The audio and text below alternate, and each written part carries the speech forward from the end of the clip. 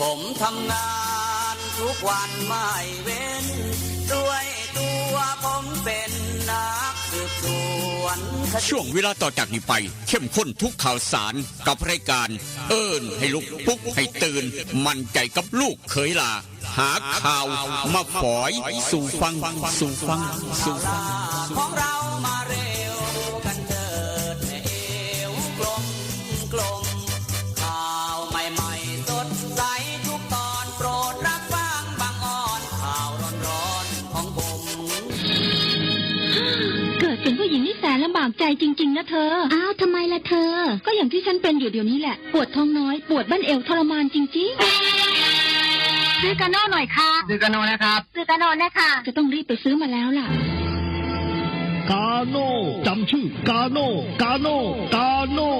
คนรุ่นใหม่ใช้กาโน่ยาน้ำว่านชักมดลูกกาโน่จัดจำหน่ายโดยบริษัทเวชภัณฑ์ยากาโน่ป๊อกซอฟตี้เครื่องหมายการค้าตรามือรับเหรียญทองยกสุดท้ายยาป๊อกกล่องสีเขียวตรามือรับเหรียญทองใช้บรรเทาการปวดเมื่อยตามกล้ามเนื้อเคล็ดขัดยอกยาป๊อกน้ำมันยาป๊อกกล่องสีเขียวตรามือรับเหรียญทองบรรเทาการปวดเมื่อยเคล็ดขัดยอกมีจำหน่ายตามร้านขายยาทั่วไปโรคริดซีดวงทวารหนักเป็นแล้วทรมานเริ่มต้นจากมีอาการคันบริเวณขอบรูทวารและมีอาการปวดถ่วงทวารหนักถ้าปล่อยไว้นานอาจมีแผลเป็นรูปกลีบมะเฟืองและเป็นหน่อคล้ายเดือยไก่มีเลือดไหลซึมถ้าเป็นมากจะถ่ายออกมาเป็นเลือดสามก๊กมาแล้วยาเม็ดบรรเทาริดซีดวงทวารหนักตราสามก๊กยาเม็ดบรรเทาริดซีดวงทวารหนัก3ก๊กราม500ชนิดแคปซูลจัดจำหน่ายโดยบริษัทเวชภัณฑ์ยากาโน่ป๊อกซอฟตี้จำกัดเครื่องหมายการค้าตรามือรับเหรียญทองกล่องละ350 บาทมีจำหน่ายตามร้านขายยาชั้นนำทั่วไป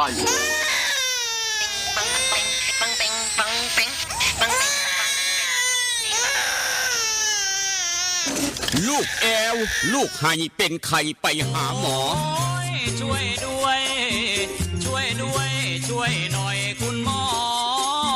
ไปคลินิกนายแพทย์จามิกรหรือว่าหมอดอดใจดีตั้งอยู่ตรงข้ามตลาดสดสีช่องใหม่ไปมาหางายตรวจรักษาโรคทั่วไปเด็กผู้ใหญ่ผู้สูงอายุความดันเบาหวานตรวจน้ำตาลในเลือดโรคทางเดินอาหารทางเดินหายใจปวดกล้ามเนื้อคอกระดูกเสื่อมมีวิตามินบำรุงผิวบำรุงร่างกายบริการส่งตรวจเอ็กซเรย์คอมพิวเตอร์ตรวจคลื่นแม่เหล็กไฟฟ้าไปคลินิกนายแพทย์จามิกรอยู่ตรงข้ามนาตลาดสีช่องใหม่ตรวจดีมีมาตรฐานบริการเหมือนญาติพี่น้องเปิดบริการสู้มือต้องไปหาหมอดอดใจดีสอบถามได้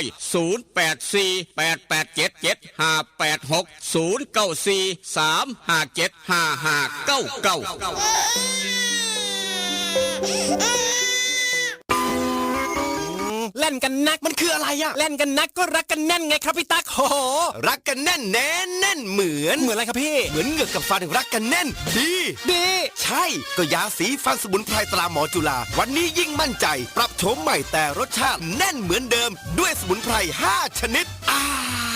ให้รักกันแน่นดีแบบนี้เล่นกันนักรักกันแน่นยาสีฟันสมุนไพรตราหมอจุฬาโฉมใหม่เยี่ยมยามถามข่าวว่าเวียกว่างานขอต้อนรับด้วยกาแฟฮ้อนหอมคนละจอกด้วยความหักความแพงกับกาแฟเพื่อสุขภาพดรเจคอฟฟี่ดรเจคอฟฟี่มีถังเสาของแท้จากทิเบตเฮ็ดลินจือส้มสกัดภูขาวแปะกล้วยผงเกากี้มีประโยชน์เพื่อสุขภาพทั้งหญิงและชายมือนี่สุขภาพเป็นเรื่องสำคัญคนดื่มกาแฟขอกาแฟต้องดื่มดรเจคอฟฟี่ดรเจคอฟฟี่มีแต่คนอยากดื่มเศร้าดื่มแหลงเพื่อสุขภาพด้วยดรเจคอฟฟี่ดรเจคอฟฟี่คนละจอกมีจำหน่ายที่ FM 96.5 เมกะเฮิรตซ์0816016232เด้อเจ้าวิทยาลัยเทคโนโลยีวิชาชีพท่าบ่อวิทยาลัยเทคโน โนโลยีวิชาชีพท่าบ่ออำเภอท่าบ่อจังหวัดหนองคายเปิดสอนหลักสูตรในระดับปวช ปวสจำนวน 13 สาขาวิชาเลือกได้ตามความถนัดคอมพิวเตอร์ธุรกิจการบัญชีการตลาดการท่องเที่ยวการโรงแรมโลจิสติกอาหารและโภชนาการธุรกิจสถานพยาบาลสถาปัตยกรรมช่างยนต์ช่างไฟฟ้าช่างอิเล็กทรอนิกส์และสาขาขายปลีกขายส่งเรียนจบมีงานทำมีหอพักชายหญิงบริการรถรับส่งมีทุนกู้ยืมเพื่อการศึกษาคนดีและคนเก่งมีทุนให้ฝึกทักษะอาชีพทุกสาขามีรายได้ระหว่างเรียนสื่อการสอนบุคลากรพร้อมรับผู้จบม.3 ม.6 หรือเทียบเท่าและจบม.7 จากเวียงจันทร์ถ้าคิดจะเรียนสายอาชีพต้องเรียนที่วิทยาลัยเทคโนโลยีวิชาชีพท่าบ่อสนใจติดต่อสอบถามได้ที่ 042-432-240 หรือดร.คำนึงดร.รัชนีเลื่อนแก้ว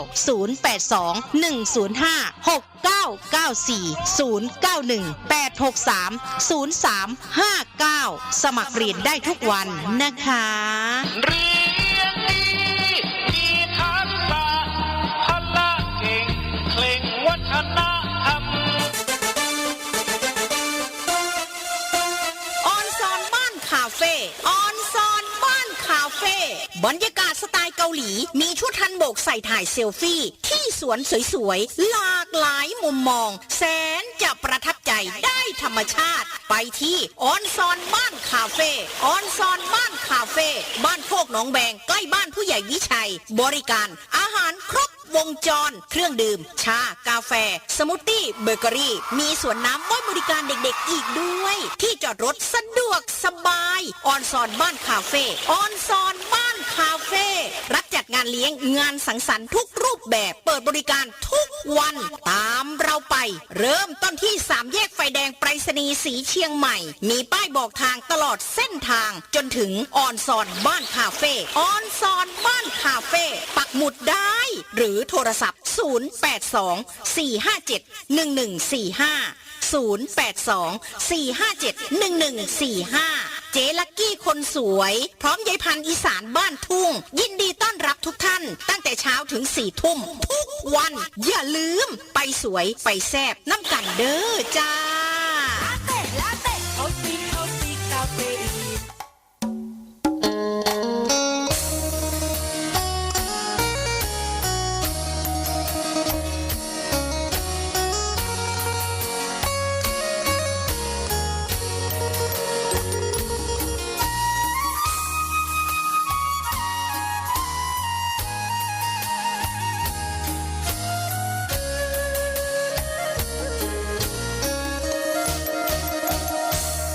นั่งจอคอคือทอดแท่นอคือทอดผู้สาวเย็นลมหนาวกินข้าวแลงแล้วยังบ่นอน2 ทุ่มครึ่งเอารูปผู้สาวเบิ่งแล้วอ่อนสอน3 ทุ่มทอนเปิดใต้หมอนเอาจดหมายมาอ่านนั่งโกโซคือทอดพะโล้เฝ้าแต่รำพึงพอตี 1เฝ้าคิดถึงคำเคยเว้ากันที่2 คล้อยเขียนจดหมายน้อยไปถึงนุ่งครานที่3ผ่านอ่านทบทวนแล้วเขียนใหม่อีกทีคิดฮอดอีหลีเพราะอ้ายนี้บ่เคยหักใครคือทอดหลายเพราะขวัญใจเจ้าคือทีวีคือทอดสิเป็นสิตายเพราะห่างไกลกันนานเป็นปีคิดฮอดทุกวินาทีลมหนาววีวีอ้ายแห่งคิดฮอดแองนั่งทรงลงหลับบ่ลงกระวนกระวาย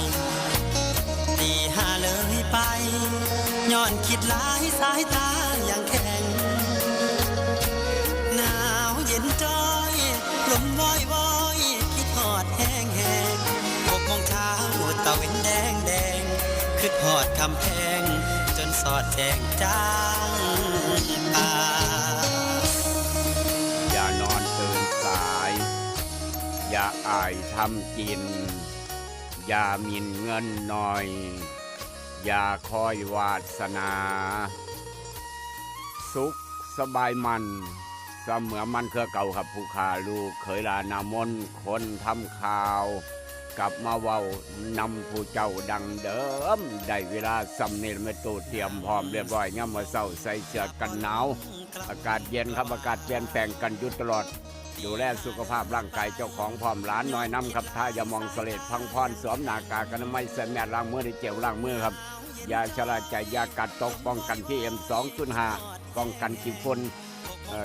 ขี้ไงยังก็ว่ากันไปละป้องกันโรคภัยไข้เจ็บต่างๆครับเพราะว่าอากาศเปลี่ยนแปลงกันอยู่ตลอดหลังจากนั้นหอบเอาเข้าทางหอนสนใจได้ขาทุกเทกย่างโปกเป๊กท่ามทงกุนมาท่ามกลางอุณหภูมิเศร้ามื้อนี้ครับท่ามกลางอุณหภูมิเศร้ามื้อนี้ทางบ้านเฮาสีช่องไม้เวียงจันทร์ครับเหลียวเห็นกันพร้อมอีกต่างหากฟัง96.5เสียงจากบ้านหม้อแดนสยามคือกันอุณหภูมิทอกันครับ20องศาพี่น้อง20องศาเซนเซียสโอกาสฝนตกยามมื้อเช้า 0% ไม่มีฝนครับฝนจะไม่เยี่ยมมายามพี่น้องสีช่องไม้ฝนจะไม่เยี่ยมมายามพี่น้องเวียงจันทร์วันอาทิตย์กับวันจันทร์เด้อวันอาทิตย์บ่หนักปานใดวันอาทิตย์บ่หนักปานใดแต่ว่าวันจันทร์เต็มพิกัดครับวันจันทร์เต็มพิกัดวันอาทิตย์คันมันเปรียบเทียบแล้วก็คือประมาณจัก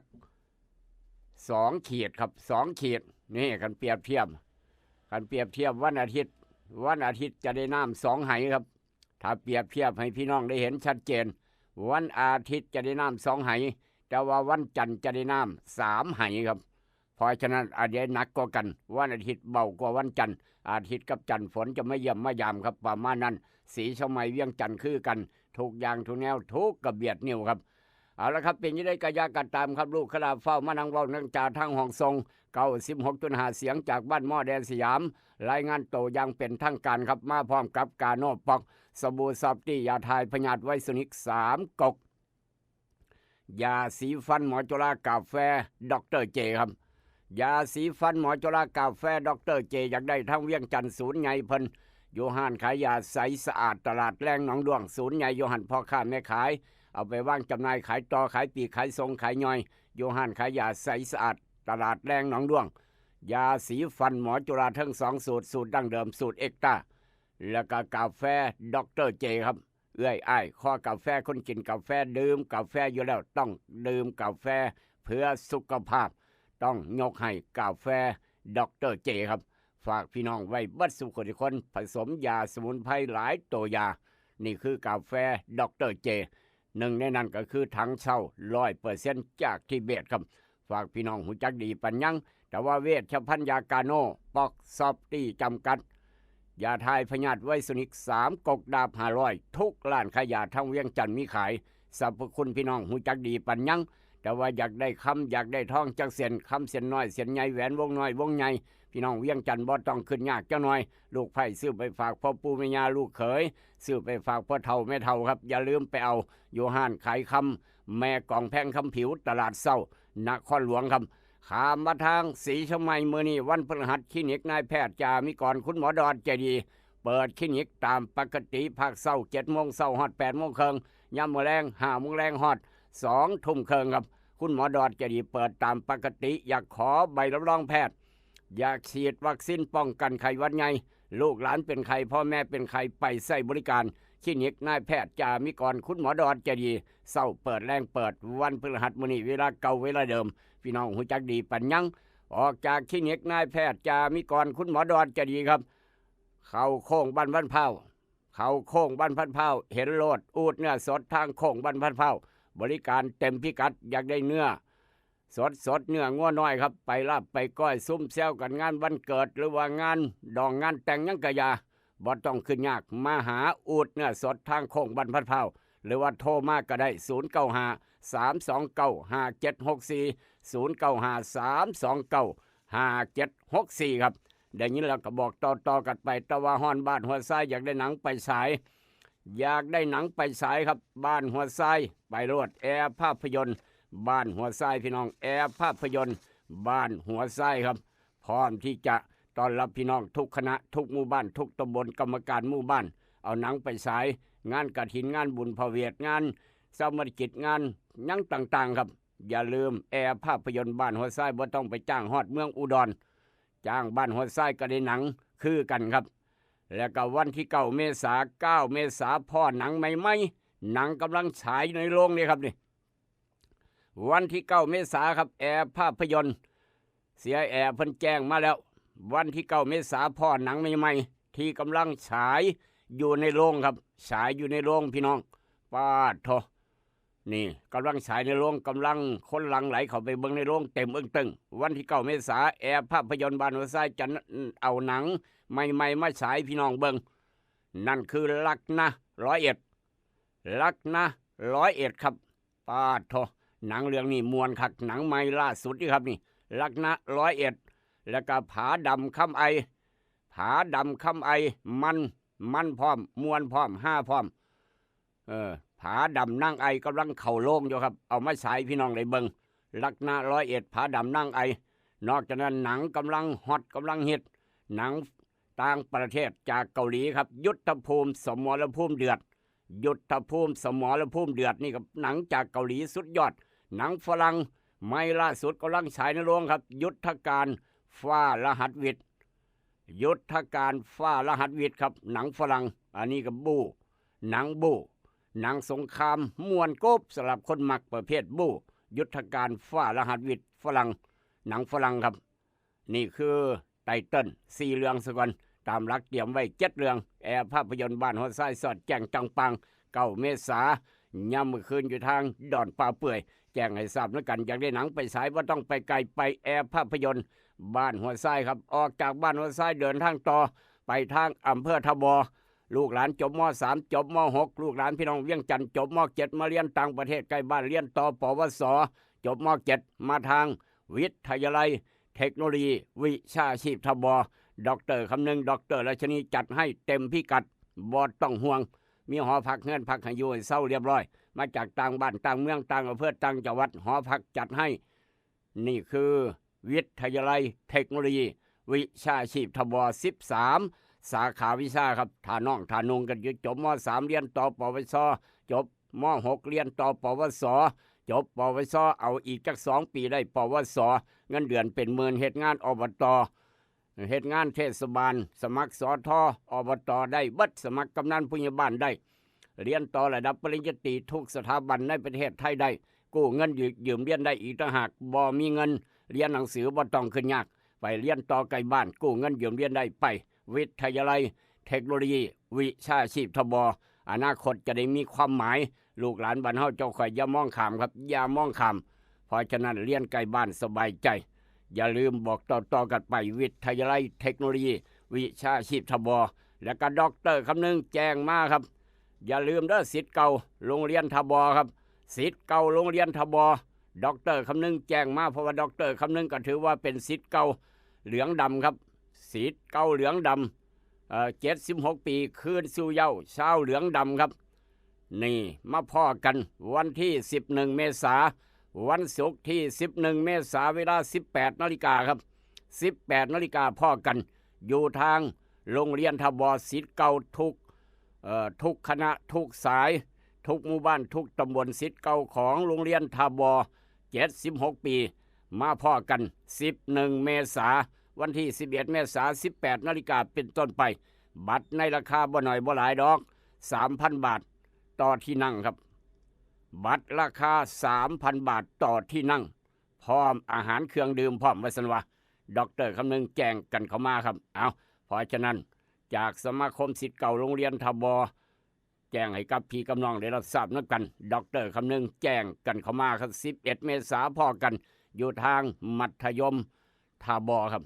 ศิษย์เก่า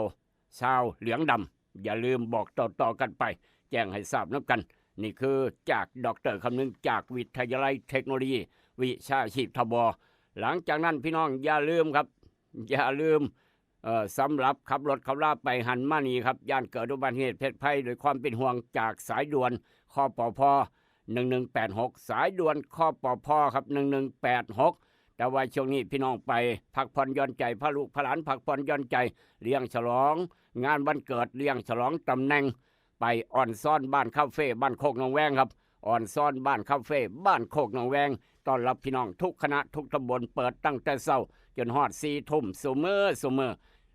จากอ่อนซ้อนบ้านคาเฟ่บ้านโคกหนองแวงเลยบ้านโนนสง่าไปน้อยเดียวพี่น้องหูจักดีกันโลดหูจักคักว่าอาหารแซ่บกับกาแฟบ่ต้องห่วง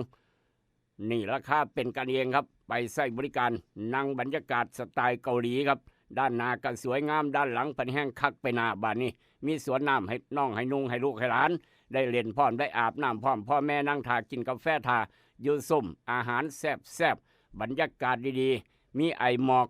พ่นควันออกมาจังหน่อยเบ้าเข้าบรรยากาศถ่ายรูปจนถ่ายน้ำประวัติบ่ไหวมองหันก็งามมองนี่ก็งามถ่ายมุมนั่นมันค่าถ่ายมุมนี้ถ่ายมุมนี้มันท่าถ่ายมุมนั่นป้าดโทสะอ่อนน้ำเพิ่นเอิ้นว่าสะอ่อนน้ำกันอ่อนซ้อนบ้านคาเฟ่ครับได้ยินแล้วก็บอกต่อกันไปต้องพิสูจน์ด้วยสายตาเจ้าของเองท่ามกลางอุณหภูมิเช้าวันนี้เวียงจันทร์ศรีชมัยอุณหภูมิทอกันทุกอย่างทุกแนวแล้วก็วันอาทิตย์วันจันทร์เตรียมพ่อฝนครับเด็กชายฝนจะไม่เยี่ยมไม่ยามวันอาทิตย์บ่หลายปานใดวันจันทร์เต็มพิกัดนี่คือฟ้าฝนอาทิตย์กับจันทร์ศรีชมัยเวียงจันทร์ทอกันเป๊ะหลังจากนั้นข้ามไปทางผาตากเสือเจ้าน้อยครับผาตากเสือเดี๋ยวนี้ครับผาตากเสือเดี๋ยวนี้เวลาเดี๋ยวนี้ครับ18 องศาเย็นก็ภาคพื้นดินอยู่2 องศาผาตากเสือ18 องศาฝนจะมาเยี่ยมมายามเสาร์อาทิตย์จันทร์ครับวันเสาร์วันอาทิตย์วันจันทร์มาก่อนผาตากเสือจะมาวันเสาร์ฝนวันอาทิตย์พร้อมวันจันทร์นำครับนี่คือฟ้าฝนทางผาตากเสือแล้วก็ไปทางผู้เรือจังหน่อยครับผู้เรือว่าจังไหนผาตากเสือ18ผู้เรือจังหวัดเลยเดี๋ยวนี้21 องศาผู้เรือฮ้อนก็ผาตากเสือฝนจะมาเยี่ยมมายามวันเสาร์วันอาทิตย์วันจันทร์อย่างหนักนั่นคือผู้เรือครับไปเที่ยวผู้เรือต้องเตรียมห่มไปพร้อมเสื้อกันฝนไปนำช่วงวันเสาร์วันอาทิตย์วันจันทร์นอกจากนั้นข้ามไปทางญี่ปุ่นครับญี่ปุ่นว่าจะได้ฝนกำลังตกหนักเดี๋ยวนี้ย่ำมาเช้า8 โมงกว่าทางญี่ปุ่นนายสั่งทดตื่นเด้อมาเบิ่งฝนตกทางญี่ปุ่นน้ำกัน8 องศาครับ8 องศาเซนเซียสฝนกำลังตกหนักนี่คือทางญี่ปุ่นเช้ามื้อนี้ 90% ครับปาดโทหนาวก็หนาวฝนก็ตกนั่นคือทางญี่ปุ่นข้ามไปทางสวิตเซอร์แลนด์ทางยุโรปจังหน่อยยุโรปสวิตเซอร์แลนด์เดี๋ยวนี้ตี 1ครับตี 1กว่า7 องศาเซนเซียสจักหนาวจักร้อนละพอเช็ดก็บ่อยากไปครับผู้ใหญ่ม้วนบ้านฝาง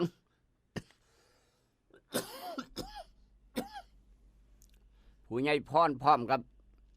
ผู้ใหญ่พรผู้ใหญ่ม้วนนี่โอ้ยหนาวหลายทางสวิตเซอร์แลนด์พอเช็ดก็บ่อยากไปดอกไปห้วยหินลาดดีกว่าพะยังวัดต่ออยู่นี่เจ้าของสวนปาล์มผู้ใหญ่วิชัยก็บ่อยากไปเหลืออยู่5 บาท 96 ตังค์ครับ5 บาท 96 ตังค์ราคาสวนราคาหมากปาล์มราคากลางมื้อวานนี่5 บาท 96 ตังค์ถ้าได้6 บาท 7 บาทเมื่อใดค่อยจะไปเที่ยวสวิตพะยังว่าเพราะได้ค่าเครื่องบินเอาก็บ่ว่ากันนี่คือสภาพดินฟ้าอากาศทางสวิตทางญี่ปุ่นทางบ้านเฮาทางยุโรปแล้วก็ทางผู้เรือผาตากเสือเอามาเว้าสู่กันฟังครับผู้กระดึงหลายคนถามกันมาสภาพดินฟ้าอากาศทางผู้กระดึงเช้ามื้อนี้เป็นจังไดครับ20 องศาเซนเซียสทางผู้กระดึงฝนจะตกวันเสาร์วันอาทิตย์วันจันทร์คือกันครับนี่คือสภาพดินฟ้าอากาศความแตกต่างในโลกใบเดียวกันเอามาเว้าสู่กันฟังประจำเช้าวันที่3 เดือนเมษายนพุทธศักราช2568ตรงกับวันพฤหัสบดีขึ้น6 ค่ำเดือน5ปีมะเสงตำรับตำราพ่อแม่ครูบาอาจารย์เลิกงามยามดีมื้อนี้ครับวันที่3 เมษายนมื้อนี้เหตุงานมงคลทุกอย่างทุกแนวว่าจังได๋ห้ามทำการมงคล3 4 5 3มื้อต่อกันห้ามทำการมงคลทุกอย่างทุกแนวเลิกบ่ดีครับเลิกบ่ดีห้ามทำการมงคลเพิ่นว่าเพราะฉะนั้นก็ลองพิจารณาเบิ่งโลกาวินาศไม่เชื่ออย่าลบหลู่ตำรับตำราพ่อแม่ครูบาอาจารย์เลิกงามยามดีเพิ่นบันทึกไว้ว่าจังซั่นเอามาเว้าสู่กันฟังครับด้วยความหักความแพงหรือความปรารถนาดีกับยาสีฟันหมอจุฬากาแฟดร.เจตวหลานชายบักขน้อยหลานสาวอีน้อยเฮาคลอดมาเมื่อคืนเกิดมาเมื่อคืนลืมตาเบิ่งโลก โลกวุ่นวายใบนี้ครับเพิ่มประชากรในกับประเทศไทยเพิ่มประชากรในกับครอบครัวครับขอแสดงความดีใจนํได้ลูกได้หลานคลอดอยู่โรงพยาบาลสั้นใดน้อโรงพยาบาลสั้น3สั้น4บ่หรือว่าสั้น2นี่ครับอยู่ห้องคลอดนะแก้มแดงจอยไวเอาเป็นตาฮักครับหลานชายหลานสาวว่าจะไหนไปฟังพร้อมกันดวงวาสนาเกิดมาช่วงนี่ครับช่วงโลกกำลังวุ่นวายแผ่นดินกำลังไหวนี่แหละครับหลายหมองหลายบอนมั่นใจครับมั่นใจเข้าสู่เหตุการณ์ปกติถ้าเอาเจ้าคอยไปใส่ไม้ใส่ทำมาหากินตามปกติชีวิตต้องเดินต่อไปครับชีวิตต้องเดินต่อไปพี่น้องอย่าท้ออย่าถอยให้กำลังใจซึ่งกันและกันด้วยความปรารถนาดีกับคอลฟิลชนิดน้ำหอมคือจังใบเตยกาแฟดรเจอยากได้มาเอาอยู่ทาง96.5มาเดี๋ยวนี้ได้เดี๋ยวนี้มาตอนใดได้ตอนนั้นหลานทรายดวงวาสนาบักคำน้อยเท่าเฮืองจะเฝ้าโซเลเท่าเฮืองเท่าหมอนจะเฝ้าคุยกันใจเย็นๆจังหน่อยเอาตั้งใจฟังครับได้หลานทรายบักคำน้อยว่าจังสี่ครับใหญ่ขึ้นมาจะเป็นคนรูปรอหน้าตาดีฮักบ้านฮักครอบครัวมักเรียนหนังสือจะเป็นคนมีความรู้ความสามารถฝักใฝ่ในศิลปกรรมต่างๆมักร้องรำทำเพลงการแสดงนักขีดนักเขียนจิตรกรใจกว้างใจขวางมีสติปัญญาดีฉลาดรักแหลมและก็ปราดเปรียวจิตใจดีมักทำบุญทำการกุศล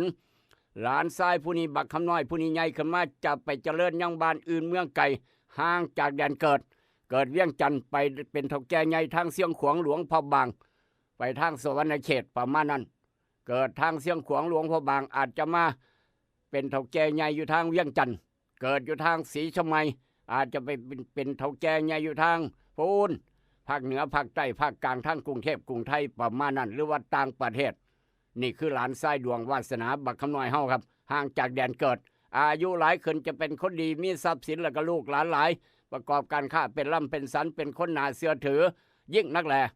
นั่นคือดวงวาสนาของบักคำน้อยหลานชายครับ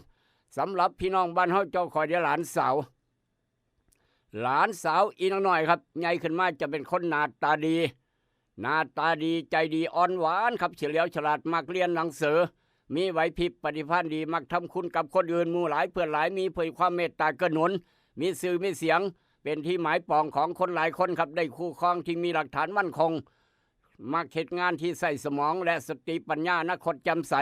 ชีวิตครอบครัวปกติสุขดีคู่ครองมีหลักฐานมั่นคงยิ่งนักแล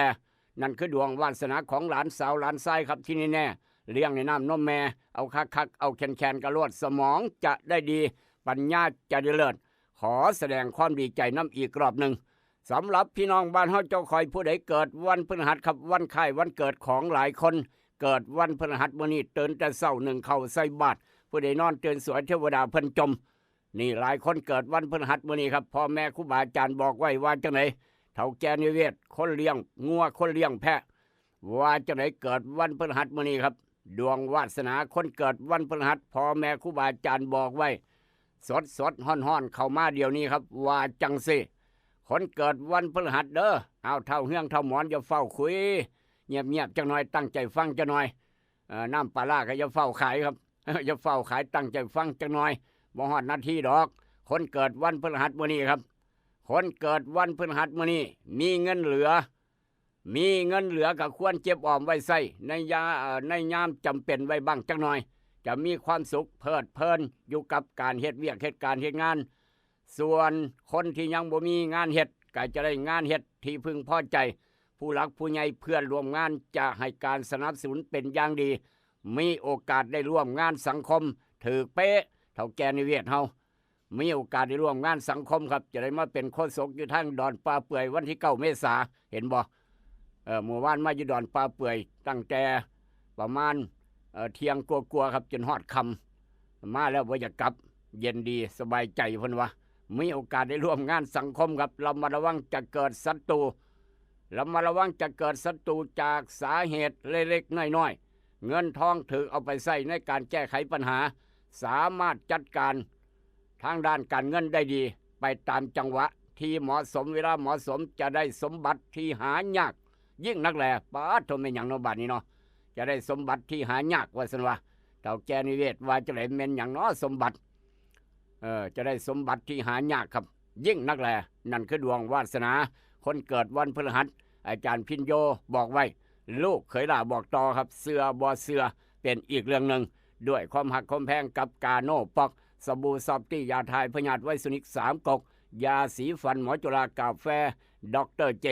ถ้าพี่น้องมีข่าวด่วนแจ้งกันมาครับ0816016232 ครับถ้าพี่น้องมีข่าวด่วนแจ้งมาขอบุญขอบคุณยาพ่อผู้ใหญ่บ้านยาแม่กำนันครูบาอาจารย์ในหลายหมู่บ้านที่กำลังเปิดออกหอกระจายข่าวหลายหมู่บ้านนับกันบอกว่าท่านกำนันพึกบ้านพันเผานี่เปิดดังฟังชัดเจนดังรัดเสกันกับผู้ใหญ่ตุบ้านโนนสง่าดังรัดเสกันกับผู้ใหญ่วิชัยบ้านโคกหนองแวงดังรัดเสกันกับผู้ใหญ่ใสบ้านป่าสักไตหมู่4ดังรัดเสกันกับทางพูนอบต.สกลคนโคกธรรมบ้านโคกธรรมตำบลน้ำมงครับแล้วก็ทางผู้ใหญ่อำบ้านปากมั่งกระดังรัดเสกันกับพี่น้องทางบ้านโคกธรรมเต็มทงให้ทงนามาทางบ้านกองนางพร้อมอีกต่างหากนี่ขอบุญขอบคุณหลายครับทุกเสียงทุกสายทางพระธาตุบางพวนบ้านทุ่งสว่างพร้อมเถ่าแก่ใหญ่อย่าลืมเด้อวันที่9มาเฮ็ดบุญน้ำกันออกจากบ้านตั้งแต่เช้าข่าวด่วนกันเข้ามาครับนี่พี่น้องเจ็บบัตรได้บัตรประจำตัวประชาชนของลูกของหลานพาพ่อแม่พามาเฮ็ดเวียกอยู่ทางสีช่องใหม่บ่นี่ระว่าจังไหนน้องบัตรนี่เนาะพ่อแม่มาเฮ็ดเวียกพามาเฮ็ดเวียกอยู่ทางอำเภอสีช่องใหม่บ่เนาะบัตรหลานน้อยตกหล่นพี่น้องพลเมืองดีเพิ่นเก็บได้ครับของเด็กหญิงบัตรประจำตัวประชาชนครับของเด็กหญิงวราวันจันทราชเป็นคนทางอำเภอเขมราชจังหวัดอุบลแต่ว่ามาเหียมาตกหล่นอยู่ทางบ้านหมอสีช่องใหม่พี่น้องเพิ่นเก็บได้เพิ่นมาฝากแจ้งหาเจ้าของครับผู้ใดเป็นพ่อเป็นแม่ผู้ใดเป็นญาติพี่น้องของเด็กหญิงวราวันจันทราชให้มารับบัตรประจำตัวประชาชนอยู่ทาง96.5ได้ตั้งแต่วันนี้ตั้งแต่เดี๋ยวนี้เป็นต้นไปครับนี่คือข่าวด่วนข้อที่1ข้อที่2ครับข่าวด่วนข้อที่2ตั้งแต่เที่ยงมื้อวานนี้ครับนั่นคือกวาง3 ตัวครับกระโดดออกจากคอกกวางครับกวางตัวใหญ่เลยพี่น้องกวาง3 ตัวกระโดดออกจากคอกซึ่งคอกอยู่ทางบ้านของนกน้อยมิรินดาทางไปบ้านคุ้มคำครับทางไปบ้านคุ้มคำถ้าจากคุ้มคำมาบ้านหมอจะอยู่ทางด้านซ้ายถ้าจากบ้านหมอไปคุ้มคำอยู่ทางด้านขวาครับบ้านนกน้อยมิรินดานี่กวาง3 ตัวกระโดดออกจากคอกแล่นตั้งแต่เที่ยงครับออกจากคอกปลาก็ว่าฮอดยามมื้อแลงกลับมา2 ตัวฮอดยามมื้อแลงครับกวาง3 ตัวกลับมาคอกกลับมาเฮือนมาซาน2 ตัวเห็น2 ตัวอีกตัวหนึ่งเป็นตัวผู้มีเขาอีกตัวหนึ่งกวางครับเป็นตัวผู้ตัวใหญ่มีเขายังบ่กลับบ้านยังบ่กลับกรงยังบ่กลับคอกถ้าพี่น้องเห็นบอกว่าพี่น้องบ้านคุ้มคำอยู่น้ำหัวน้ำสวนพี่น้องทางบ้านหมออยู่น้ำสวนยงสวนยางไปรีไปกินหญ้าอยู่ไสไปกินเนื้ออยู่ไส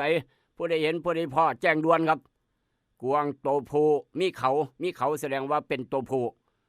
ตัวใหญ่กวางครับกวางลายพ้อยงามพร้อมมีเขาบ่มีกวางปลาเด้อพี่น้องเด้อกวางออกจากคอกถ้าผู้ใดเห็นผู้ใดพ่อแจ้งด่วนครับถ้าผู้ใดเห็นกวางบ่เป็นงัวครับมีเขาบ่เป็นกวางปลากวางออกจากคอกเพิ่นเลี้ยงไว้มื้อวานตั้งแต่เที่ยงกลับมา2 ตัวหายไปตัวหนึ่งเป็นตัวผู้มีเขาถ้าผู้ใดเห็น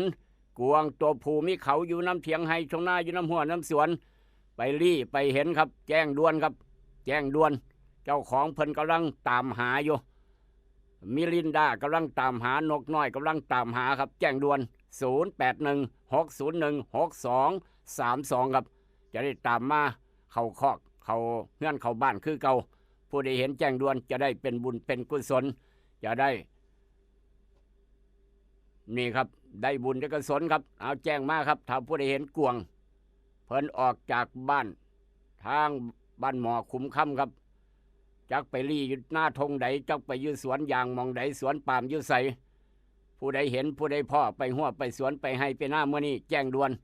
ทาง0816016232จะได้บอกพนักงานทีมงานไปรับฮอดหม่องรีอยู่ใสจับไว้จะน้อยหรือว่ารีใสก็จอบไว้แจ้งมาด่วนครับพี่น้องเพิ่นจะได้ท ทีมงานพนักงานจะได้ตามไปเอากวงคืนมาเฮือนมาบ้านออกจากบ้านจังจะเที่ยงหมู่บ้านครับกระโดดออกจากคอกโอ้พี่น้องเอ้ยกวงนี่กระโดดสูงเด้อคอกสูงประมาณเกือบ2 เมตรกระโดดย้อยออกได้เสยครับเจ๋งขนาดนี่คือกวงคักแท้กระโดดครับกระโดดออกจากคอกได้ป๊าดโถกระโดดสูงคักบ่ไม่ธรรมดาเอาละครับเพราะฉะนั้นแจ้งด่วนก็แล้วกันนี่คือข่าวด่วนจากทางรายการนี่ลูกปุ๊กเตือนขอบุญขอบคุณอีกทีนึงทุกหมู่บ้านทุกหอกระจายข่าวครับขออนุญาตเดินทางต่อครับช่วงกำลังถ่ายทุกเสียงทุกสายขออนุญาตเดินทางต่อไปสำรวจตรวจสอบข่าวต่างๆหลายหม่องหลายบอนแต่ว่าวันนี้ในอดีตนี่สำคัญครับวันนี้ในอดีตพี่น้องสำคัญของแต่ละคนสำคัญสำใดแท้เฮาเจ้าข่อยต้องขอบคุณเพิ่นก็สั่นห้วยบ่มีโทรศัพท์ใส่แล้วขันบ่เราบ่เฮ็ดเราบ่คิดขึ้นเนาะ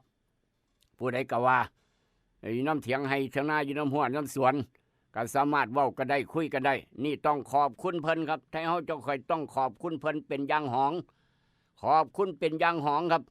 3 เมษายนปีพุทธศักราช2516จักปีผ่านมาครับปีนี้2568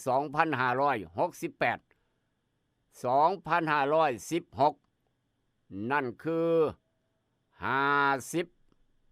52 ปีกำลังจะเข้า52 ปีแล้วแม่นบ่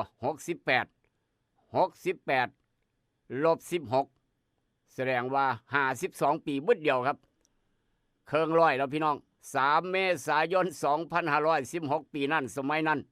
แต่เฮาเจ้าข่อยบ่ฮู้จักดอกได้ยินแต่ผู้เฒ่าเพิ่นว่าหมอลำเพิ่นห้องจะมีจังสั้นจะมีจังซี่จะเป็นจังสั้นโลกนี้จะมีจังสั้นจังซี่แม่นบ่แม่นเจ้าตัวบ่ซั่นว่าเกิดขึ้นจนได้นี่คือ3 เมษายน 2516โทรศัพท์มือถือเครื่องแรกของโลกถูกผลิตขึ้นครับ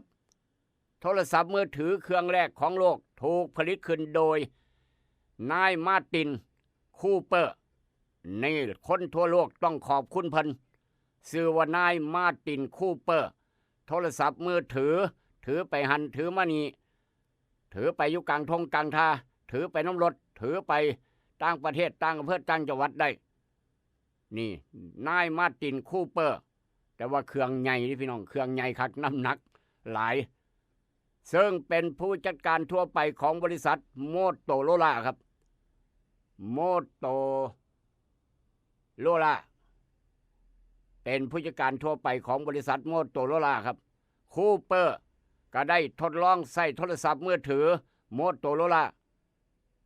ไดนาแท็กซึ่งเป็นต้นแบบโทรไปหาโจเอลเอ็งเจนหัวหน้านักวิจัยของบริษัท AT&T ครับและก็เบลแลบก่อนที่โทรศัพท์มือถือโมโตโรล่า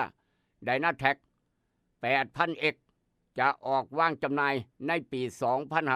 2526 ไดนาแท็กของคูเปอร์ก็เลยเป็นโทรศัพท์มือถือที่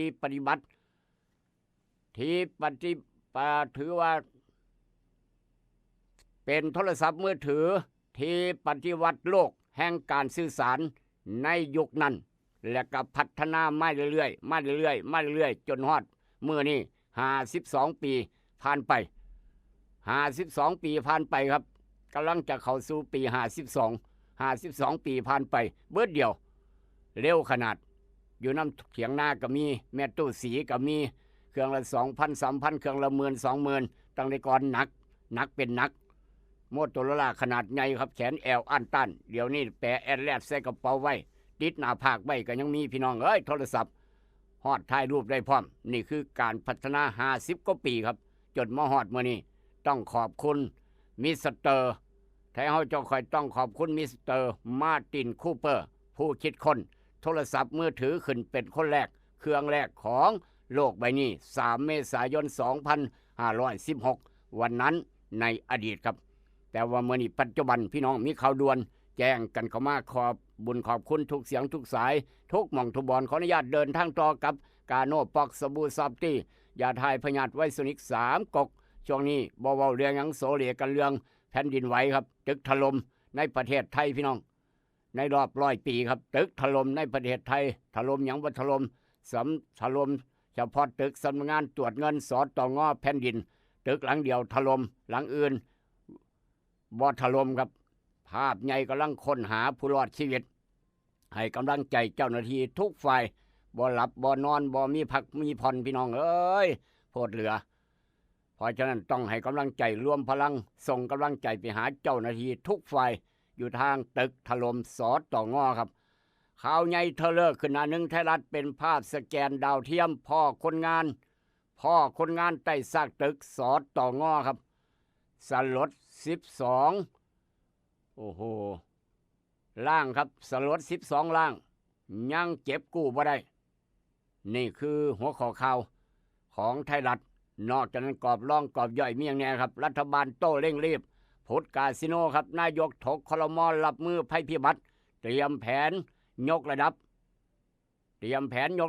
ม.1 ฮอดม.4 สอบวันที่5ที่6เมษายนครับ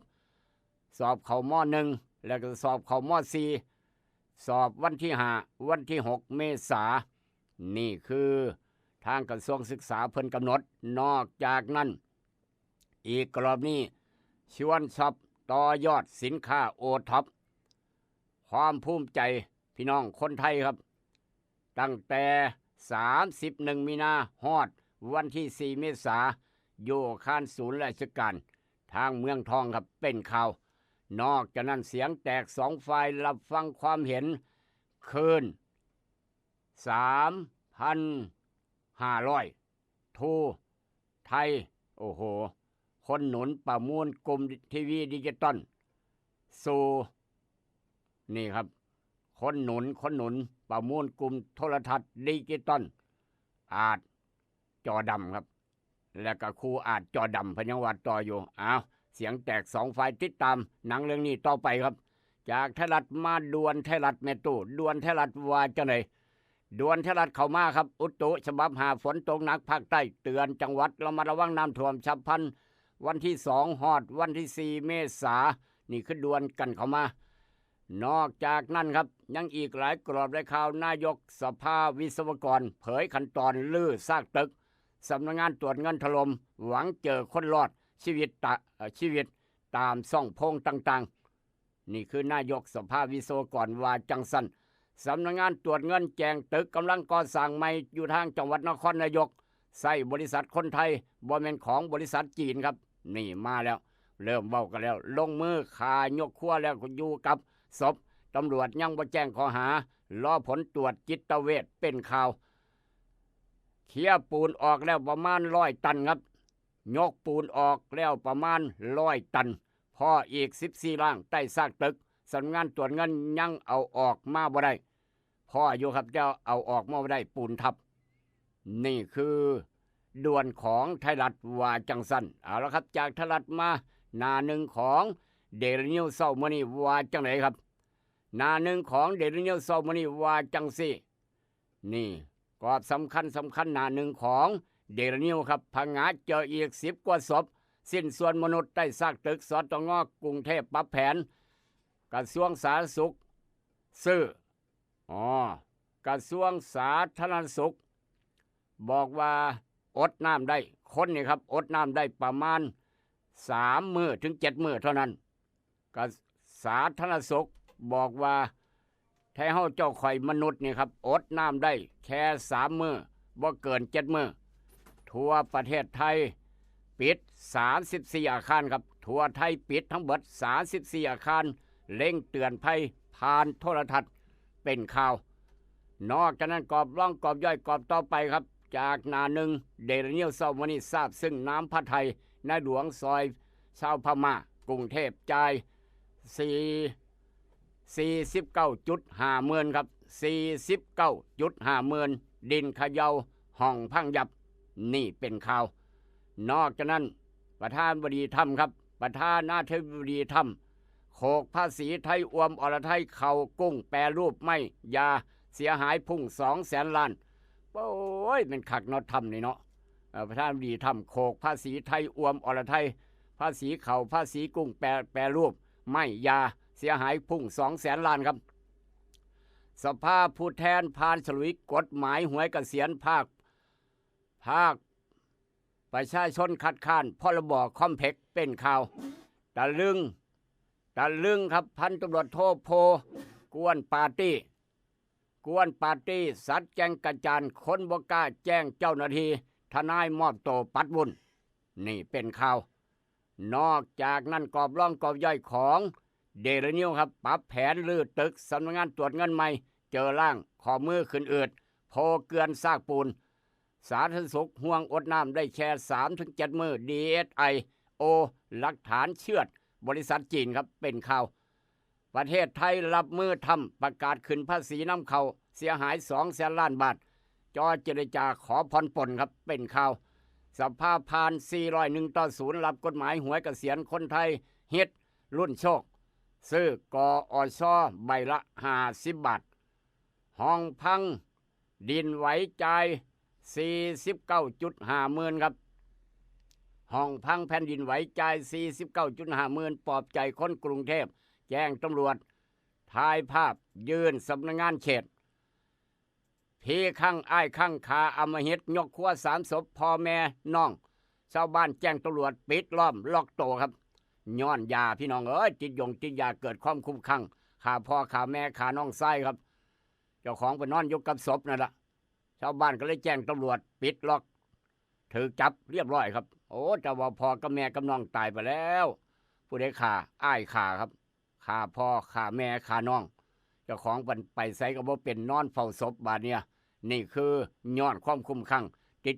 ยาเอามาเว้าสู่กันฟังอันใดดีมีประโยชน์นำไปคิดนำไปใส่อันใดบ่ดีเอาไปทิมลงแม่น้ำโขงทิมหามทิมยากลำบากบ่ต้องขึ้นยากไปทางหาดทรายทองบ้านหัวทรายเดี๋ยวกลับมาพ่อกันกับอาหารสมองยามมื้อเช้ายกต่อไปยกที่2ครับคิดทองให้ได้ทองคิดเงินให้ได้เงินคุณกำลังรับฟังอาหารสมองยามเช้ายิ้มฝังโขงกับรายการให้รู้ปลุกให้ตื่นให้รู้ปลุกให้ตื่นอยู่นะครับอยู่นะคะรวยขอให้รวยขอให้รวยขอให้รวยเกิดเป็นผู้หญิงนี่แสนลำบากใจจริงๆนะเธออ้าวทำไมล่ะเธอก็อย่างที่ฉันเป็นอยู่เดี๋ยวนี้แหละปวดท้องน้อยปวดบั้นเอวทรมานจริงๆซื้อกาโน่หน่อยค่ะซื้อกาโน่นะครับซื้อกาโน่นะคะจะต้องรีบไปซื้อมาแล้วล่ะกาโน่จำชื่อกาโน่คนรุ่นใหม่ใช้กาโน่ยาน้ำว่านชักมดลูกกาโน่จัดจำหน่ายโดยบริษัทเวชภัณฑ์ยากาโน่ป๊อกซอฟตี้เครื่องหมายการค้าตรามือรับเหรียญทองยกสุดท้ายยาป๊อกกล่องสีเขียวตรามือรับเหรียญทองใช้บรรเทาการปวดเมื่อยตามกล้ามเนื้อเคล็ดขัดยอกยาป๊อกน้ำมันยาป๊อกกล่องสีเขียวตรามือรับเหรียญทองบรรเทาการปวดเมื่อยเคล็ดขัดยอกมีจำหน่ายตามร้านขายยาทั่วไปโรคฤทธิ์สีดวงทวารหนักเป็นแล้วทรมานเริ่มต้นจากมีอาการคันบริเวณขอบรูทวารและมีอาการปวดท่วงทวารหนักถ้าปล่อยไว้นานอาจมีแผลเป็นรูปกลีบมะเฟืองและเป็นหนอกคล้ายเดือยไก่มีเลือดไหลซึมถ้าเป็นมากจะถ่ายออกมาเป็นเลือด3 ก๊กมาแล้วยาเม็ดบรรเทาฤทธิ์ดวงทวารหนักตรา3 ก๊กยาเม็ดบรรเทาฤทธิ์ดวงทวารหนัก3 ก๊กราม500ชนิดแคปซูลจัดจำหน่ายโดยบริษัทเวชภัณฑ์ยากาโน่ป๊อกซอฟตี้จำกัดเครื่องหมายการค้าตรามือรับเหรียญทองกล่องละ350 บาทมีจำหน่ายตามร้านขายยาชั้นนำทั่วไป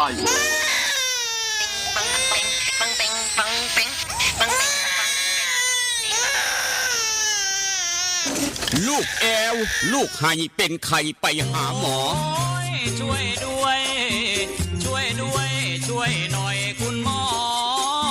ไป คลินิกนายแพทย์จามิกรหรือว่าหมอดอดใจดีตั้งอยู่ตรงข้ามตลาดสดสีเชียงใหม่ไปมาหาง่ายตรวจรักษาโรคทั่วไปเด็กผู้ใหญ่ผู้สูงอายุความดันเบาหวานตรวจน้ำตาลในเลือดโรคทางเดินอาหารทางเดินหายใจปวดกล้ามเนื้อคอกระดูกเสื่อมมีวิตามินบำรุงผิวบำรุงร่างกายบริการส่งตรวจเอ็กซเรย์คอมพิวเตอร์ตรวจคลื่นแม่เหล็กไฟฟ้าไปคลินิกนายแพทย์จามิกรอยู่ตรงข้ามนาตลาดสีเชียงใหม่ตรวจดีมีมาตรฐานบริการเหมือนญาติพี่น้องเปิดบริการสู้มือต้องไปหาหมอดอดใจดีสอบถามได้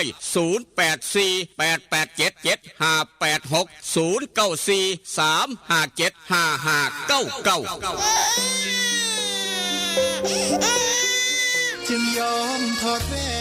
นที่แม่เคยสวมนิ้วให้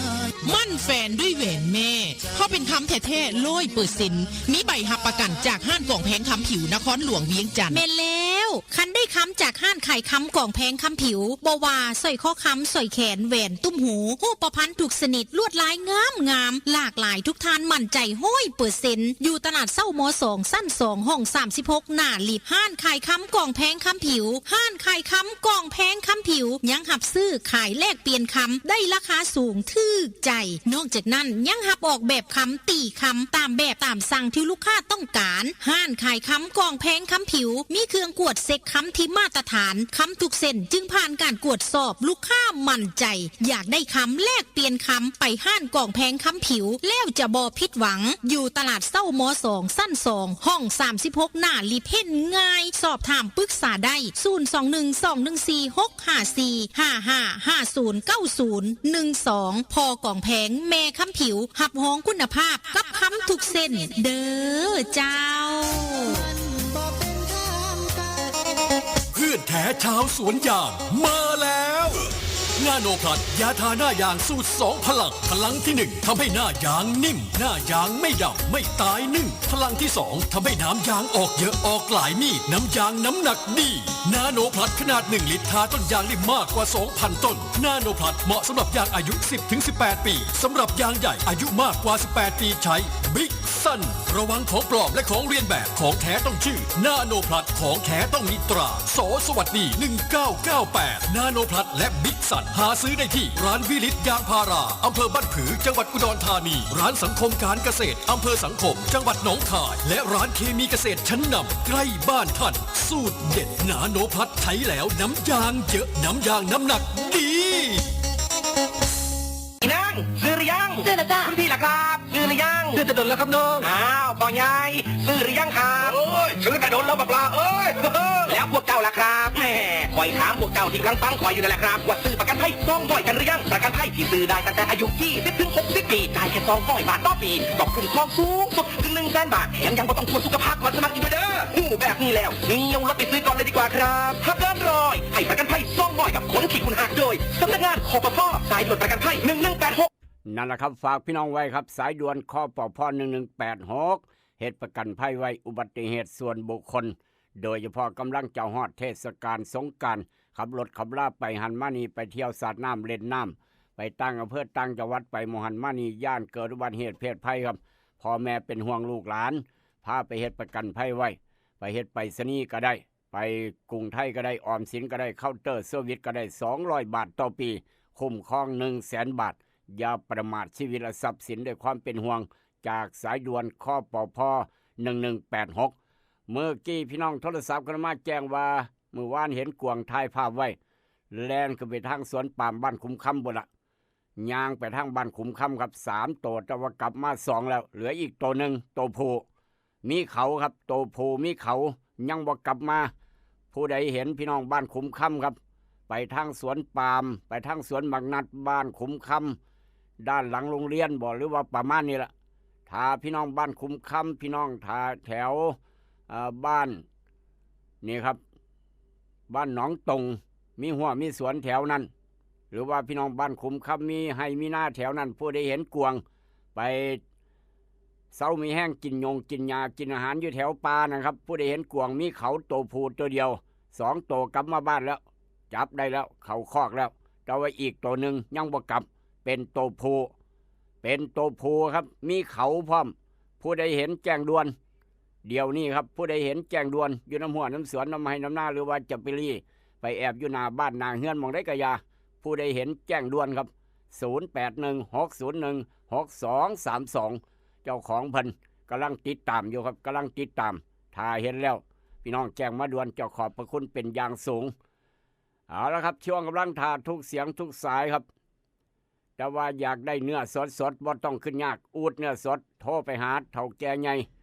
เจ้าของเขียงเนื้อเฒ่าแก่อูดเนื้อสดใจเกินล้านส่งฮอดหม่องสั่งหลาย095-329-5764 ทางเจลักกี้หรือว่าคุณยายพันธุ์อีสานบ้านทุ่งต้องขอบคุณพี่น้องหลายๆที่ลังไหลกันไปใส่บริการสวนอาหารครบวงจรเครื่องดื่มซากับกาแฟครับหรือว่าสวนน้ำพระลูกพระหลานไปเล่นน้ำไปเล่นสวนน้ำอยู่ทางบ้านโคกหนองแวงแล้วก็นั่งซุ่มแซวนั่งกินฉลองวันเกิดร้องเพลงแฮปปี้เบิร์ธเดย์ทูยูสไตล์เกาหลีครับสไตล์เกาหลีอยากแต่งชุดฮัมโบกก็ได้อยากแต่งชุดฮันโบกได้ครับสไตล์เกาหลีถ่ายรูปส่งเฟซส่งไลน์ไปหาหมู่ย้อนไปอ่อนซ่อนบ้านคาเฟ่บ้านโคกหนองแวงเบอร์โทรศัพท์สำรองโตได้เปิดตั้งแต่เช้าฮอด4 ทุ่มซุมมื้อเจลักกี้เบอร์โทรเบอร์นี้ครับ0824571145ครับได้ยินเราก็บอกต่อสำหรับพี่น้องคนสวนยางครับอยากได้นาโนพัดกับบิ๊กซันครับอยากได้นาโนพัดกับบิ๊กซันยาท่านายางสูตร2พลังบ่ต้องขึ้นยากไปเอาอยู่ร้านแต่การเกษตรแต่เอี่ยมแห้งครับทางสีชมัยเป็นตัวแทนจำหน่ายสังคมร้านสังคมการเกษตรอำเภอบ้านผืออยู่ร้านวิริตอย่างพระอำเภอบ้านผือไปใส่บริการก็ได้ของแท้ต้องมีตาสอสวัสดี1998นาโนพัดบิ๊กซันยาท่านายางสูตร2พลังเฮ็ดในน้ำยางไหลออกมาไหลออกมาดีขายได้น้ำหนักพร้อมแล้วก็เฮ็ดให้นายางกินง่ายนายางนิ่มนายางว่าดำว่าไตหนึ่งย้อนใส่นาโนพัดกับบิ๊กซันครับนาโนพัดใส่กับสวนยางอายุบ่เกิน18ปีแต่ว่าบิ๊กซันใส่กับสวนยางเกิน18ปีขึ้นไปให้ใส่บิ๊กซันเรามาระวังของปลอมลอกเลียนแบบก็แล้วกันของแท้ต้องซื้อนาโนพัดต้องมีตาสอสวัสดี1998ด้วยความเป็นห่วงจากทางเฒ่าแก่ใหญ่ผู้จัดการใหญ่เพิ่นนาโนพัดบิ๊กซันครับได้ยินแล้วก็บอกต่อแต่การเกษตรแต่เอี่ยมแห่งบ้านเฮาสีช่องใหม่เพิ่นเป็นตัวแทนจำหน่ายเอาละครับได้เวลาไปเอาบุญน้ำกันได้เวลาไปเอาบุญเมื่อวานพี่น้องมาเที่ยวดอนปลาเปื่อยมารวมทำบุญสร้างสะพานดอนปลาเปื่อยครับคนละ5 บาท10 บาทตามกำลังศรัทธาอนุโมทนาสาธุเทวดาฟ้าดินจงเป็นพยานนั่นคือคนมีบุญได้มาเฮ็ดบุญสร้างสะพานดอนปลาเปื่อยสะพานบุญดอนปลาเปื่อยครับแล้วก็มื้อวานต้องขอบุญขอบคุณนี่คนมีบุญได้มาเฮ็ดบุญน้ำกันครับได้มาเฮ็ดบุญน้ำกันจ้างหนังครับบุญจ้างหนังติงลี่เครื่องเย็นครับเฒ่าแก่ใหญ่ติงลี่เครื่องเย็นอยู่ทางบ้านดอนกอบ้านโนนสวรรค์ติงลี่เครื่องเย็นผู้ใดเครื่องเย็นบ่เย็นแอร์บ่เย็นหรือว่าถังน้ำแข็งบ่เย็นตู้เย็นบ่เย็นใช้บริการติงลี่เครื่องเย็นได้เพิ่นมาเป็นเจ้าภาพจ้างหนังให้บรรพบุรุษเบิ่งทั้งดอนป้าเปื่อยพร้อมครอบครัวครับติงลี่เครื่องเย็นพร้อมครอบครัวร่วมพระบุญจ้างหนังให้บรรพบุรุษเบิ่งทั้งดอนป้าเปื่อย500 บาทครับอนุโมทนาสาธุปรารถนาสิ่งใดได้สมดังมโนนึกประสบความสำเร็จทุกอย่างทุกแนวที่ปรารถนาจากติ่งลี่เครื่องเย็นเมื่อวานก็มาเบิ่งระบบไอ้น้ำไอ้หมอกอยู่ทางดอนป้าเปื่อยมาสำรวจตรวจสอบก่อนจะฮอดงานวันที่9ครับจากติ่งลี่เครื่องเย็นอนุโมทนาสาธุอีกรอบหนึ่งนอกจากนั้นบัณฑิตครับบัณฑิตหน้าเมินเฒ่าแก่ใหญ่บัณฑิตหน้าเมินที่ปรึกษานายกเทศบาลตำบลหนองปลาปากบัณฑิตหน้าเมินพร้อมครอบครัวร่วมเป็นเจ้าภาพจ้างหนังให้บรรพบุรุษเบิ่งทั้งดอนป้าเปื่อยเป็นปัจจัย500 บาทคือกันบัณฑิตหน้าเมินครับที่ปรึกษานายกเทศมนตรีเทศบาลตำบลหนองปลาปากพร้อมครอบครัวพร้อมลูกพร้อมหลานขอบริจาคจ้างหนังให้บรรพบุรุษเบิ่งเป็นปัจจัย500 บาทอนุโมทนาสาธุอย่าลืมเด้อสอสโลงตำมะฮุ่งแซ่บพร้อมคุณนายอ่อนครับสอสโลงตำมะฮุ่งแซ่บพร้อมคุณนายอ่อน เรื่องบ่ดีบ่งามจะได้อันตรธานไปเรื่องบ่ดีบ่งามอันตรธานไปเรื่องดีเรื่องงามจะเข้ามาสู่ครอบครัวครับมาร่วมจ้างหนังให้บรรพบุรุษเบิ่งน้ำกันตามประเพณีครับตามประเพณีกิจกรรมวันที่9 เมษายนทั้งดอนป่าเปื่อยเป็นประจำทุกปีแล้วก็มื้อวานครับมื้อวานผู้ใหญ่วิชัยบ้านโคกนาแวงผู้ใหญ่บ้านโคกนาแวงคนดูแลเดินจอดรถบริการพี่น้องที่ไปเยี่ยมไปยามไปกินกาแฟทั้งอ่อนซ่อนบ้านคาเฟ่ผู้ใหญ่แล่นไปสวนปาล์มแน่แล่นไปทงหน้าแน่แล่นไปเบิ่งงัวแน่แล่นไปสวนปาล์มยังบ่พออย่างพาราพร้อมแล่นมาทางอ่อนซ่อนบ้านคาเฟ่พร้อมแล่นไปประชุมพร้อมงานราชการพี่น้องไว้ขาดให้เขินเมื่อวานเพิ่นโทรมาผู้ใหญ่วิชัยบ้านโคกนาแวงซึ่งเป็นขวัญใจพี่น้องบ้านโคกนาแวงครับบอกว่าพี่น้องบ้านโคกนาแวงทุกหลังคาเฮือนจะมาตั้งโรงทานน้ำดื่มโรงทานน้ำดื่มชื่อว่าโรงทานบ้านโคกนาแวงครับโรงทานพี่น้องบ้านโคกนาแวงคนใจบุญ1โรงทานครับเดี๋ยวนี้ได้100 กว่าโหลแล้วโดยเฉพาะน้ำดื่มนาโนแม่ปวีเฒ่าแก่ใหญ่พอสุบันพร้อมโรงทานน้ำดื่มพี่น้องบ้านโคกนาแวงทะลุขึ้นมา100 โหลแล้วครับจะมาตั้งโรงทานน้ำดื่มทางดอนป่าเปื่อยวันที่9 เมษายนอนุโมทนาสาธุอายุมันคนยืนร่ำรวยโศกหมานได้เป็นเศรษฐีท่าน้ำได้เป็นเศรษฐีเด้อพี่น้องบ้านโคกนาแวงทุกหลังคาเฮือนครับบ่ทุกข์บ่ยากเศรษฐกิจดีตลอดไปนอกจากนั้นครับโรงทานจากผู้จัดการใหญ่ผู้จัดการเจงครับจากโรงทานครับโรงทานผู้จัดการเจงนั่นคือฟาร์มซีพีบ้านจำปาทองครับฟาร์มใหญ่ฟาร์มซีพีบ้านจำปาทองผู้จัดการเจงก็จะมาตั้งโรงทานว่าโรงทานซีพีครับบ้านจำปาทองมาตั้งโรงทานวันที่9 เมษายนทางดอนป่าเปื่อยรวมแล้ว14โรงทานแล้วครับนี่คือบริษัทยักษ์ใหญ่เพิ่นก็ไม่เฮ็ดบุญดอนป่าเปื่อยมาตั้งโรงทานทั้งดอนป่าเปื่อยแต่เฮาเจ้าข่อย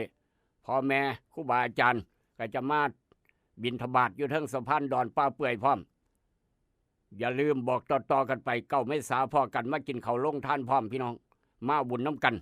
มาเบิ่งบุญช่วงเด่นดวงน้ำกันเดี๋ยวมื้อหน้าจะสัมภาษณ์ย่าแม่บุญช่วงเด่นดวงให้พี่น้องได้ฟังเสียงเพิ่นว่าเป็นจังได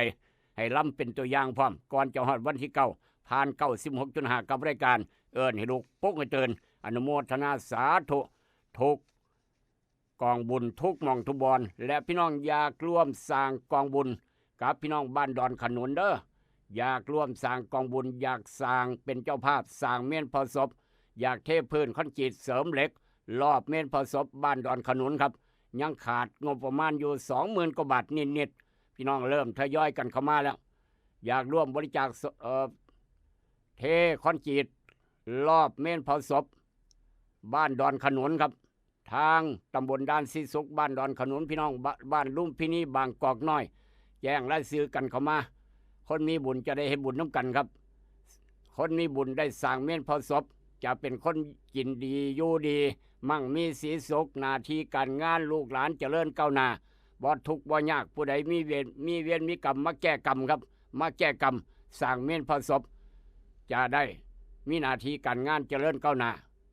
มีบริวารดีเพียบพร้อมไปด้วยโภคทรัพย์บ่มีโรคภัยไข้เจ็บมาเบียดมาเบียนผู้ใดเจ็บไข้ได้ป่วยอดแอดมาสร้างเมนเผาศพนั่นแหละครับจะบ่มีโรคภัยไข้เจ็บมาเบียดจะออกจากร่างกายหายจ่อยเพิ่นว่าประสบโชคดีตลอดชีวิตพร้อมอีกต่างหากนี่คืออานิสงส์ใหญ่บุญใหญ่ได้สร้างเมนเผาศพมาแก้กรรมน้ำกันผู้ใดไปเบียดไปบังเอาทีเอาทางป่าซ่าผู้ใดไปเบียดไปบังเอาทีสาธารณะมาเป็นของเจ้าของมาสร้างเมนเผาศพแก้กรรมจะหน่อยอย่ามองข้ามความปลอดภัยเด้อพี่น้องเอ้ยเวรกรรมมีจริงครับบ่เห็นศาสตร์อื่นดอกศาสตร์นี้ละเพิ่นว่าเว้าสู่กันฟังจะหน่อยพ่อแม่ครูบาอาจารย์บันทึกไว้ลูกเคยละเอามาเว้าสู่กันฟังครับพี่น้องมีโอกาสมาผ่านมาทาง96.5กับมาร่วมสร้างกองบุญน้ำกันทางกับพี่น้องบ้านดอนขนุนครับไปทางบ้านดอนขนุนก็ไปบ้านตู้สายยูทูบรถ พ่อใหญ่สาย YouTube บ้านดอนขนุนไปบริจาคอยู่หันพ่อใหญ่สาย YouTube บ้านดอนขนุนครับหรือว่าผ่านมาทาง96.5พี่น้องกลับมาบริจาคร่วมสร้างบุญสร้างเมนเผาศพเทพื้นคอนกรีตรอบเมนเผาศพพี่น้องบ้านดอนขนุนได้คือกัน5 บาท10 บาท100 บาทตามกำลังศรัทธาอนุโมทนาสาธุบุญกองใหญ่ล่วงหน้าก็แล้วกันครับยังขาดอยู่ 20,000 กว่าบาทนิดๆประมาณนั้นเดี๋ยวรายชื่อจะแจ้งให้ทราบสำหรับคนมีบุญได้มาให้บุญกับพี่น้องบ้านดอนขนุนขออนุญาตเดินทางต่อครับไปเอาบุญน้ำกันนี่คืออีกงานหนึ่งเลื่อมบ่ได้มวยสำนักสงฆ์ดอนกอโนนสวรรค์ครับวันที่9ตั้งกองบุญวันที่9ตั้งกองบุญพี่น้องกับไปเฮ็ดบุญเบิดมือต่อยอดผาปงผาปาย่ำมื้อคืนกับอุ่นเครื่องจะหน่อยมีระวงชาวบ้านวันที่9 เมษายนยี่ดอนป้าเปื่อยมีหนังฉายจากแอร์ภาพยนตร์บ้านหัวไซสำนักสงฆ์ดอนกอมีระวงชาวบ้านครับแต่ว่าวันที่10 เมษายนวันที่10 เมษายนแห่องค์ผาปาทอดผาปาไปต่อยอดผาปาน้ำกันทางสำนักสงฆ์ดอนกอนสวรรค์มีสอยดาวกลางกุศลพร้อมมีลำซิ่งเบิงบัดมือพร้อมย่ำเมื่อคืนเบิงมวยครับเสียตาจัดให้ชิงซ้ำชิงถวย6 รายการ6 ถ้วยน้ำกันปาดโทมวยหญิง3 คู่ครับมวยหญิง3 คู่อย่ากัดหูกันก็แล้วกันเด้อมวยหญิงห้ามกัดหูครับกติกามวยหญิงห้ามกัดหูครับนี่นอกจากนั้นคู่เอกถึง4 คู่ชิงถ้วยชิงถ้วยใบใหญ่ครับกรรมการชุดจากเพชรหนองคายหยุดมองตามมุมจัดให้เสียตากำลังเจริญดวงตากำลังเจริญบ่ใหญ่จักเถื่อเจ้าของค่ายบ้านดอนกอโนนสวรรค์นี่ผู้ใหญ่เด่นเป็นคนตีละครั้งครับสอสโลงเป็นคนจับเวลายกละ3 นาทีและกาทางสร้างทดเป็นคนเบิงวิธีอย่าให้ถล่มก็แล้วกันอย่าให้ถล่มขึ้นจังตึกสอต่องอก็แล้วกันนี่คือมวยผู้ทอนสุดยอดชิงช่ำ6 รุ่นน้ำกัน6 ถ้วยใบใหญ่เตรียมไว้เรียบร้อยปาดโถและก็ต้องท่านพระอาจารย์มัดจิตตปุญโญครับสนับสนุนอย่างเต็มพิกัดบ่ต้องห่วงได้บุญได้กุศลพร้อมเบิ่งมวยฟรีพร้อมเซียนหมันมวยอย่าลืมไปเบิ่งน้ำกันไปเอาบุญน้ำกันอยู่ทางสำนักสงฆ์ดอนกอนสวรรค์หลังโรงเรียนดอนกอนสวรรค์ครับเข้าทางบ้านโนนสวรรค์อยู่หน้าเทศบาลตำบลหนองประปากทางเขาอยู่หันแล่นตรงไปประมาณ1 กิโลเมตรเจ้าพ่อโลดสำนักสงฆ์ดอนกอนโนนสวรรค์เข้าทางเขาตรงข้ามกับเทศบาลตำบลหนองประปากครับทางเขาว่าต้องขึ้นยากจังหน่อยผู้ได้เห็นเทศบาลตำบลหนองประปากทางเขาไปสำนักสงฆ์ดอนกอนสวรรค์ประมาณ1 หลัก 1 กิโลพ่อโลดเสียนหมัดมวยพ่อกันคืนวันที่10 เมษายน10 เมษายนพ่อกันอยู่ทางสำนักสงฆ์ดอนกอนโนนสวรรค์ได้ยินเราก็บอกต่อกันไปนั่นคืองานบุญงานการกุศลไปทางบ้านปากม้างครับบ้านปากม้างพ่อคู่จันดีท่านผู้กองออดมหาท่านมหาปุเรียน3 ประโยคคนจบบริใส่คนใส่บริจบท่านผู้ใหญ่อ้ำบ้านปากม้างทีมงานผู้ซอยทีมงานบริหารผู้ทรงคนวุฒิในหมู่บ้านพี่น้องบ้านปากม้างเป็นเจ้าภาพใหญ่บุญพระเวทบุญประจำปีตั้งกองวันที่10ตั้งกองวันที่10 11ฟังเทศมหาชาติเบิดมือแห่กันร้อนพร้อมแต่ว่าวันที่10สอยดาวกลางกุศลมีให้งัวใหญ่1 ตัวสอยดาวกลางกุศลครับงัวใหญ่1 ตัวบุญพระเวทบ้านปากม้างวัดธาตุปากม้างปีนี้จะเป็นของผู้ใดรางวัลที่2บ่ว่าแหวนบ่ว่าสร้อยทองคำครับจะเป็นของพี่น้องบ้านใดตู้เย็นพัดลมเพียบหลายคักรถจักรยานไฟฟ้าจะเป็นของพี่น้องบ้านใดจะได้ขี่กับบ้านรถไปบุญพระเวทบ้านปากม้างวัดธาตุปากม้างได้ขี่จักรยานไฟฟ้ากับบ้านกับงานนี่แหละครับอนุโมทนาสาธุ10ไปสอยดาวการกุศลไปเฮ็ดบุญไปเฮ็ดบุญน้ำกันบุญพระเวทวัดธาตุปากม้างอนุโมทนาสาธุสำหรับพี่น้องต้องการบริจาครางวัลสอยดาวการกุศลวัดธาตุปากม้างไปได้ผู้กองออดทาอยู่เสมอกับพ่อคู่จันดีครับ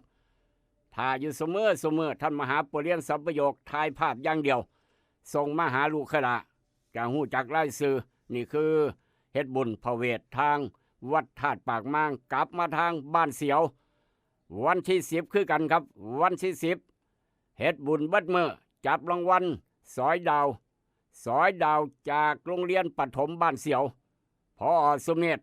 ผู้อำนวยการใหญ่พร้อมคณะครูครับให้การต้อนรับเสียสัญญาเกณฑ์นัดบุญเลิศพันไม้ทับบอ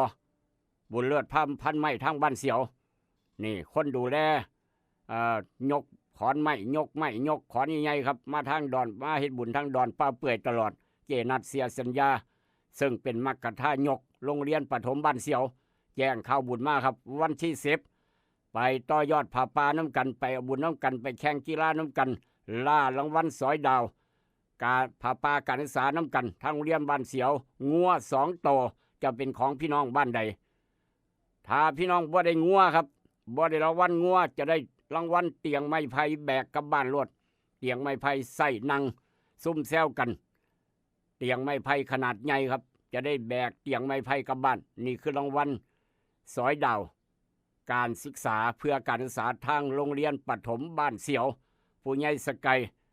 พร้อมทีมงานพื้นซอยพี่น้องบ้านเสียวเป็นเจ้าภาพใหญ่น้ำกันหามองกินข้าวปุ้นบ่ได้หามองกินน้ำบ่ได้ก็ไปบ้านผู้ใหญ่สกายบ้านเสียวก็แล้วกันวันที่11 เมษายนอยู่ทางโรงเรียนประถมบ้านเสียวโรงเรียนประถมบ้านเสียวมีบุญผาป่าการศึกษาครับได้ยินเราก็บอกต่อกันไปแล้วก็ทางนี่ครับคุณครูสมพานครับคุณครูสมพานตุนกอครับมาแล้วสมพานตุนกอเฮาได้ยินข่าวอดบ่ได้ดอกสมพานตุนกอครับผู้ที่มีหน้าธงใหญ่ดิอยู่คุมใดครับสมพานตุนกอพักตีตุนกอพร้อมครอบครัวคุมก่อไผ่ติดทงหน้าบ้านโน้นสวรรค์คุมก่อไผ่ติดทงหน้าบ้านโน้นสวรรค์คุณครูสมพานคุณครูพักตีตุนกอพร้อมครอบครัวขอรวมทำบุญกับดอนป้าเปื่อยวันที่9 เมษายนเป็นปัจจัย500 บาทฝากพ่อสมศักดิ์แม่ครูมายุรีเพ่งสิงมาเลยเด้อเพิ่นว่าคุณครูสมพานคุณครูพักตีตุนกอคุมป่าไผ่บ้านโน้นสวรรค์ติดทงหน้าครับ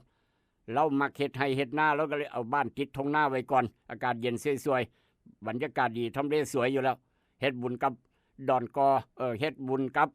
ดอนป้าเปื่อยวันที่9 เมษายนเป็นปัจจัย500 บาทอนุโมทนาสาธุให้อายุมั่นคนยืนอยากกลับไปสอนหนังสือกันยังได้เด้อเพราะว่า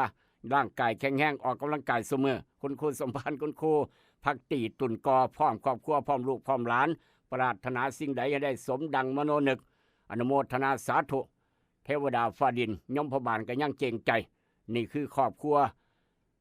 ครูสมพานพักตีตุนกอพร้อมลูกพร้อมหลานครับ500 บาทอนุโมทนาพี่น้องบ้านโน้นสวรรค์ฟังแล้วกะบ้านดอนกอฟังแล้วก็โทรศัพท์มาได้ครับ0816016232ขออนุญาตเดินทางต่อครับ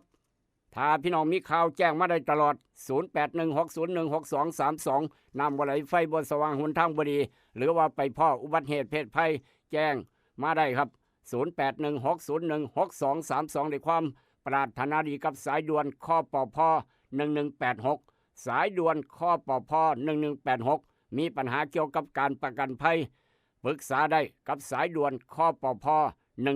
1186เอาละครับขออนุญาตเดินทางต่อไปทางจังหวัดหนองคายครับถ้าพี่น้องมีข่าวด่วนแจ้งมาได้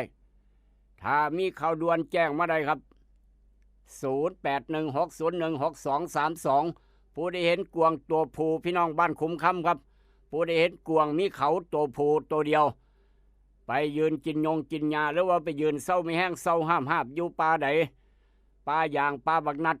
หรือว่าป่าปามอยู่ทางบ้านคุ้มคำครับ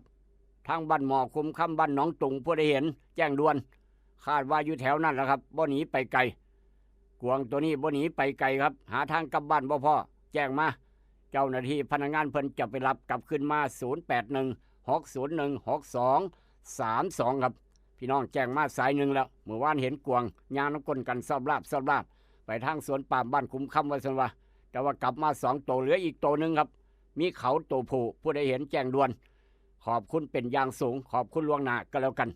เจ้าของเพิ่นกำลังนำอยู่ครับกำลังนำหาอยู่ผู้ใดเห็นผู้ใดพ่อแจ้งด่วนตั้งแต่หน้าที่นี้เป็นต้นไปจนฮอดมือแรงพลนำจนพ่อนำจนเห็นกวางมีเจ้าของเด้อพี่น้องเอ้ยบ่แม่นกวางแล่นมาจากป่าเด้ กวางตัวนี้เป็นกวางมีเจ้าของครับกำลังนำอยู่กำลังนำอยู่ครับกวางตัวนี้เป็นกวางมีเจ้าของบ่เป็นกวางปลาแลนมาจากป่าเด้นี่คือแจ้งให้ทราบนึกกันหลายคนโอ้ยกวางจังสั้นจังซี่อย่าเฝ้าโศกันครับเจ้าของเพิ่นกำลังติดตามเอาขึ้นมาครับแจ้งให้ทราบผ่าน 96.5 ไปนำหมู่บ้านต่างๆที่ฟังรายการเอิ้นให้ลูกปุ้งเตือนผู้ใดพ่อผู้ใดเห็นแจ้งด่วนมาทางจังหวัดหนองคายครับสายข่าวกระจับเหล็กรายงานกันเข้ามากับกาโน่ปอกสบู่ซอฟตี้ยาทายพยาธิไวสุนิก3 กกต้องตบมือสวดๆให้กำลังใจทีมงานทหารพรานจังหวัดหนองคายร้อยเฉพาะกิจทหารพราน2104มีผลงานเป็นประจำครับมีผลงานเป็นประจำกองกำลังสุรศักดิ์มนตรีพร้อมบก.ควบคุมที่2ปรากฏว่าตรวจยึดยาบ้าครับตรวจยึดยาบ้าเสียงไว้อยู่ในป่าบ้านเวิร์นครับเสียงไว้อยู่ในป่าบ้านเวิร์นตำบลจุมพลพ้นพิสัยบ่หน่อยบ่หลายครับบ่แม่นกระสอบบักม่วงเด้บ่แม่นกระสอบบักมีบ่แม่นกระสอบแนวอื่นครับเป็นกระสอบยาบ้าปาดทุก7 กระสอบ7 กระสอบครับบ่หน่อยบ่หลายนับรวมกันประมาณ1,882,000 เม็ด1,882,000 เม็ด7 กระสอบเอาเสียงไว้ในป่าอยู่ทางบ้านเวิร์นเลยพ้นพิสัยไปเลยโรงเรียนมัธยมชุมพลไปบ้านเวิร์นครับบ้านเวิร์นนี่เลยโรงเรียนมัธยมไปโอ้โหทางบ้านเวิร์นครับตำบลจุมพลพี่น้องเอ้ยเสียงอยู่ในป่านึกว่ามันกระสอบเศษขยะมันโมแมนนึกว่าเป็นกระสอบปุ๋ยกับโมแมนเป็นกระสอบยาบ้านี่คือทหารพรานเพิ่นจับได้กองกำลังสุรศักดิ์มนตรีตรวจยึดได้อยู่ในป่านึกว่าเป็นกระสอบอย่างอื่นโมแมนเป็นกระสอบยาบ้า1,882,000 เม็ดจักเป็นของผู้ใดเป็นลืมไว้กรุณาไปขอเอาขึ้นได้เด้ออยู่โรงพักพ้นพิสัยครับอยู่โรงพักพ้นพิสัยผู้ใดเป็นเจ้าของไปลืมกระสอบยาบ้าไว้7 กระสอบหาบ่พอหลงมองกรุณาไปขอขึ้นได้อยู่โรงพักพ้นพิสัยครับว่าของผมก็ว่าไปผมลืมมองผมหาบ่พอก็ว่าไปเอานี่คือจับยาบ้าได้7 กระสอบ1,800,000 กว่าเม็ดปาดโทพี่น้องเอ้ยว่าบ่อายฮอดการขนตัวนี้เนาะมาโพดมาเหลือเทบาทนี้มื้อนี้บ่ถึกจับมื้ออื่นถึกจับครับมื้อนี้บ่ถึกยึดมื้ออื่นถึกยึดให้ระมัดระวังยาว่าเจ้าของเจ๋งก็แล้วกันจากทางหนองคายบ้านเฮาครับมาทางข่าวทางหอนสอนใจกับกาโน่ปอกสบู่ซอฟตี้ยาทายพยาธิไวสุนิก3 กกยังมีความหวังพี่น้องยังมีความหวังอีกทีนึงหลังพ่อเสียงเคาะปอกตอบรับจากโซนบีตึกสตง.ถล่มแสดงว่าคาดว่าน่าจะมีคนรอดชีวิตอยู่ในหันเสียงเคาะซอยผมแน่ซอยหนูแน่บ่หรือว่าจังได๋ยังมีความหวังภาวนาให้เป็นจังซั่นครับภาวนาให้เป็นจังซั่นเด้อเทวดาฟ้าดินเลยพ่อแม่กำลังถ่ายญาติพี่น้องกำลังถ่ายอยู่ทางนอกเจ้าหน้าที่เพิ่นกำลังเร่งเฮ็ดงานทั้งวันทั้งคืนบ่มีพักบ่มีผ่อนเปลี่ยนชุดกันอยู่เพราะปานนั้นชุดละหลายร้อยคนครับทุกหน่วยทุกสกัดบ่ว่าต่างประเทศในไทยครับซอยกันอย่างเต็มพิกัดยังมีความหวังครับภาวนาให้เป็นจังซั่นเทวดาฟ้าดินซอยครับลูกหลานที่เจออุบัติเหตุเพศภัยตึกถล่มจากเหตุการณ์นั้นมาทางเหตุการณ์นี้ครับอันนี้ก็ระทึกอีกทั้งแม่ห้องสอนครับโทช่วงเวลาประมาณ16:49 น.เมื่อวานนี้ครับ16:49 น.เมื่อวานนี้ระทึกอีกแม่ห้องสอนแผ่นดินไหวขนาด 3.1 รับรู้ถึงแรงสั่นสะเทือนเชียงใหม่แผ่นดินไหวขนาด 3.5 ฝั่งพม่าห่างไปทางทิศตะวันตกเฉียงเหนือของอำเภอเมืองจังหวัดแม่ฮ่องสอนประมาณ266 กิโลเมตรเกิดแผ่นดินไหวขนาด 5.1 ครับปานใดสิหยุดปานใดสิแล้ว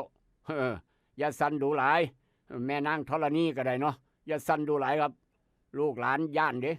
สั่นดูหลายก็ได้อย่าเขย่าดูหลายเห็นว่าดิโตนแหนจากเหตุการณ์นั้นมาทางเหตุการณ์นี้ครับ จากเหตุการณ์นั้นมาทางเหตุการณ์นี้ผู้บ่ฮู้จักทุกข์จักยากหยังผู้บ่ฮู้จักพี่น้องบ้านเมืองเพิ่นทุกข์เพิ่นยากเพิ่นผู้ว่านี่ถือโอกาสครับถือโอกาสขบวนต้มตัวนี่ถือโอกาสจังไดโอกาสว่าเจ้าของเป็นญาติผู้ประสบภัย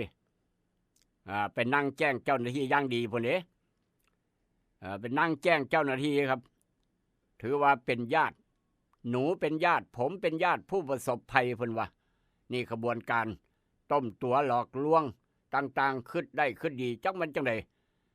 เดี๋ยวกรรมตามท่านครับตามกรรมตามท่านซาดนี่ละเจ้าของหาเรื่องหาเล่าครับหาหลอกหาลวงเจ้าหน้าที่หลอกลวงพี่น้องบอกว่าเป็นญาติผู้ประสบภัยตึกสำนักงานสตง.ถล่มอ้างพวกหนูสูญเสียเบิดครอบครัวบ่มีที่เพิ่งผ้าใสแล้วอ้ายก็ตายพ่อก็ตายประมาณนั้นครับอ้างไปสารพัดบาดนี่พี่น้องกะลิตนสุสานได้เงินครับมอบเงินให้บริจาคเงินให้หนีออดหลอดหนีหายเขาจีบเมฆไปออดหลอดครับบ่มาอีกจักเถื่อจักไปไสคนผู้นั้นถามไปถามมาว่าบ่แม่นตัวขบวนการต้มตัวต้มตัวหลอกลวงครับได้เงินแล้วก็หนีหายไปทำอ้างทั้งไห้ทั้งห้องทั้งน้ำตาไหลครับสูญเสียทั้งครอบครัวบ่มีที่เพิงผ้าใสแล้วจังสันจังซี่อ้างว่าเป็นญาติผู้ประสบภัยตึกถล่มคักบ่ครับขบวนการต้มตัวมิจฉาชีพหลอกลวงนี่คือหากินหาแนวบ่แมนหาแนวบาปตัวนี้เพราะฉะนั้นห้ามเอาเป็นตัวอย่างครับจากเหตุการณ์นั้นมาทางเหตุการณ์นี้ครับจากเหตุการณ์มาทางเหตุการณ์นี้นี่กระทางพม่าช่วง5:27 นาทีครับ5 ทุ่มกับอีก27 นาทีของคืนวันที่2มื้อคืนนี้ทางพม่าแผ่นดินไหวอีกในทะเลอันดามันครับขนาด 5.1 กลางดึกห่างประเทศไทย341 กิโลเมตรมาเอาดูซะเนาะมาเอาดูเด้อครับมาเขย่าดูแท้5:27 นาทีครับเกือบ5 ทุ่มครึ่งเมื่อคืนนี้พี่น้องผู้ใดมีความรู้สึกแน่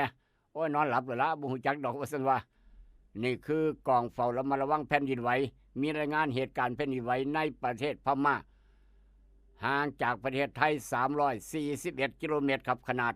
5.1 เกือบ5 ทุ่มครึ่งเมื่อคืนนี้นี่คือแผ่นดินไหวทางภาคพื้นดินกับแผ่นดินไหวครับภาคไฟใหม่ก็มีทางจังหวัดจันทร์เนี่ยระทึกไฟใหม่ห่างค่าปีขนาดใหญ่ทางจังหวัดจันทบุรีเมื่อวานครับช่วงบ่ายโอ้โหครับเผาวอดกันเบิดห่างเจ้าของแลนหนีตายพี่น้องแลนหนีตายเสียหายกว่า30 ล้าน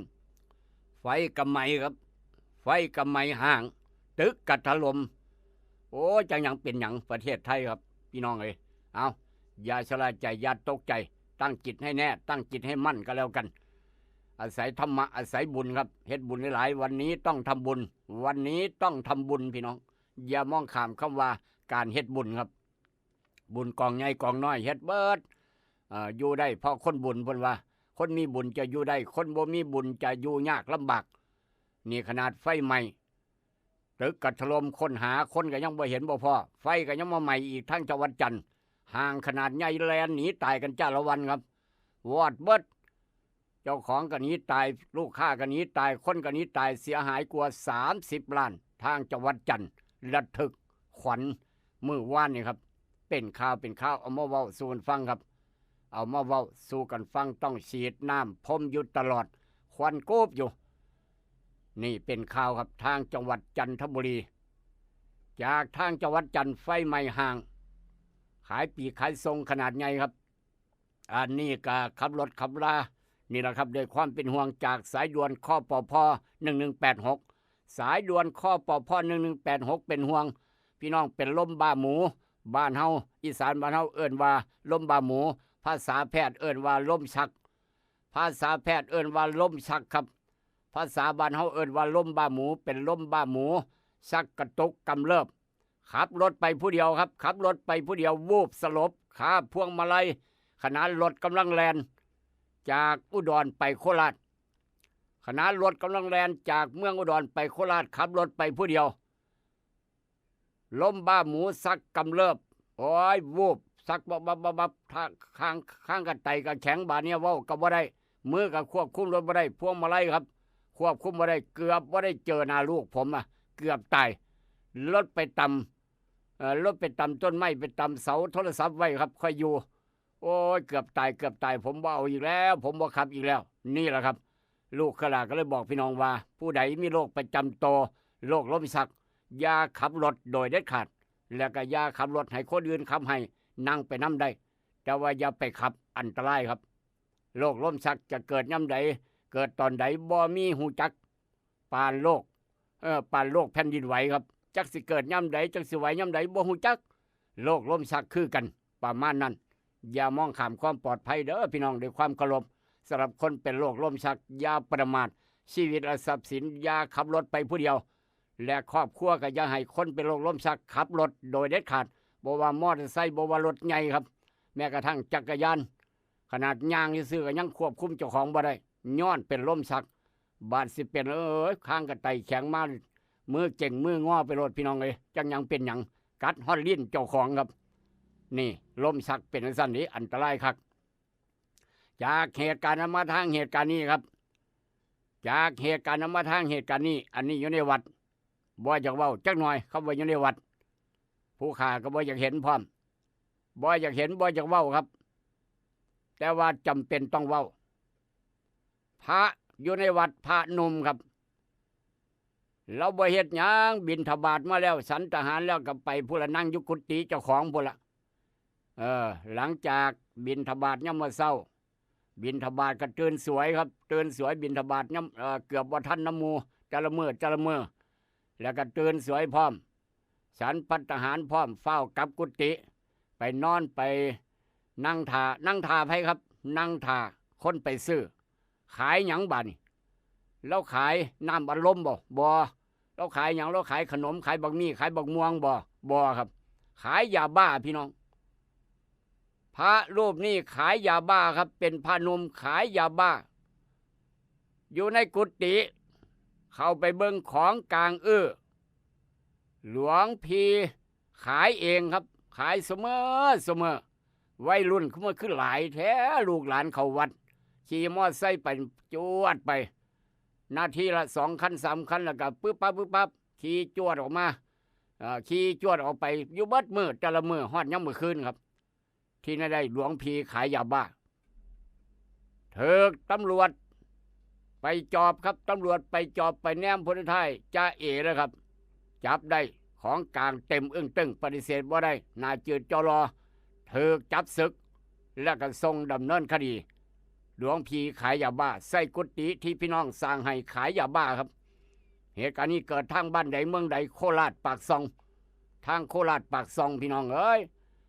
จับยาบ้าได้อยู่ในกุฏิ 1,000 กับอีก10 เม็ดเอาเสียงไว้อยู่ในห้องนอนนั่นแหละก็เลยจับคุมตัวให้เจ้าวาดทำการศึกไปนอนทางประเทศฮ่องกงต่อไปเป็นข่าวห้ามเอาเป็นตัวอย่างครับจากเหตุการณ์มาทางเหตุการณ์นี้จากเหตุการณ์นั้นมาทางเหตุการณ์นี้ครับหมู่ว่านนี่สีสันช่วงเดือนเมษาวันที่1 ที่ 2มีการเกณฑ์ทหารนี่ครับจับใบดำใบแดงมวนครับมวนเข้าเบาๆจังหน่อยจับใบดำใบแดงเกณฑ์ทหารครับหมู่ว่านนี่ผลสุดท้ายเหลืออยู่2 คนครับ2 คนสุดท้าย2 คนสุดท้ายแต่ว่ามีใบดำกับใบแดงใบดำ1 ใบอยู่ในหม่องจับนะอยู่ในกองจับนะครับมีใบดำ1 ใบมีใบแดง1 ใบเหลือคนจะจับอยู่2 คนครับเหลือคนจะจับนมน้อย2 คนจะจับต้องถือทหารผู้หนึ่งได้ใบดำผู้หนึ่งโอ้ยพี่น้องเอ้ยสีสันเกณฑ์ทหารดีใจทั้งนบทั้งวายครับสาธุจังสันสิเอาเด้ออีพ่อไอ้ซอยผมเด้อยายผมได้ใบแดงเด้อเพิ่นว่าอีกผู้หนึงก็ยายผมได้ใบแดงเด้อสาธุเด้อบาดนี้เขาต้องจับมือกันครับ2 คนจับมือกันเอาหลวงพ่อผู้ใดสิเก่งของขังผู้ใดสิคัก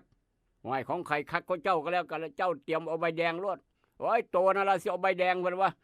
เฮาสิเอาใบดำ พี่น้องเอ้ยเถียงกันไปเถียงกันมา2 คนบ่เจ้ากับข่อยละบ่เจ้ากับข่อยละครับจะได้เป็นทหารน่ะว้ายหลวงพ่อข่อยเจ๋งก็หลวงพ่อเจ้าก็แล้วกันละหลวงพ่อเจ้าซื้อหยังเพิ่นว่าแข่งหลวงพ่อกันนี่ครับแข่งความขังกัน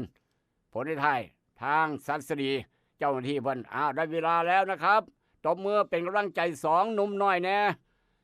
ข้างในมีใบดำอยู่1 ใบแล้วก็มีใบแดง1 ใบ2 คนนี้ต้องติดทหารผู้หนึ่งเป็นทหารเกณฑ์2 ปีผู้หนึ่งดีใจด้วยที่ติดทหารเกณฑ์ครับได้ความรู้ได้วิชาพร้อม2 ปีได้หูจักผู้คนมากมายได้วิชาติดโตมาพร้อมที่จะมาดูแลรับจากหลังจากรับใช้ประเทศชาติมาแล้ว2 ปีจะมาดูแลครอบครัวสร้างครอบครัวจะเป็นคนขยันจากนิสัยเก่านิสัยเดิมอาจจะเป็นนิสัยใหม่อาจจะเป็นเฒ่าแก่ใหญ่ก็ได้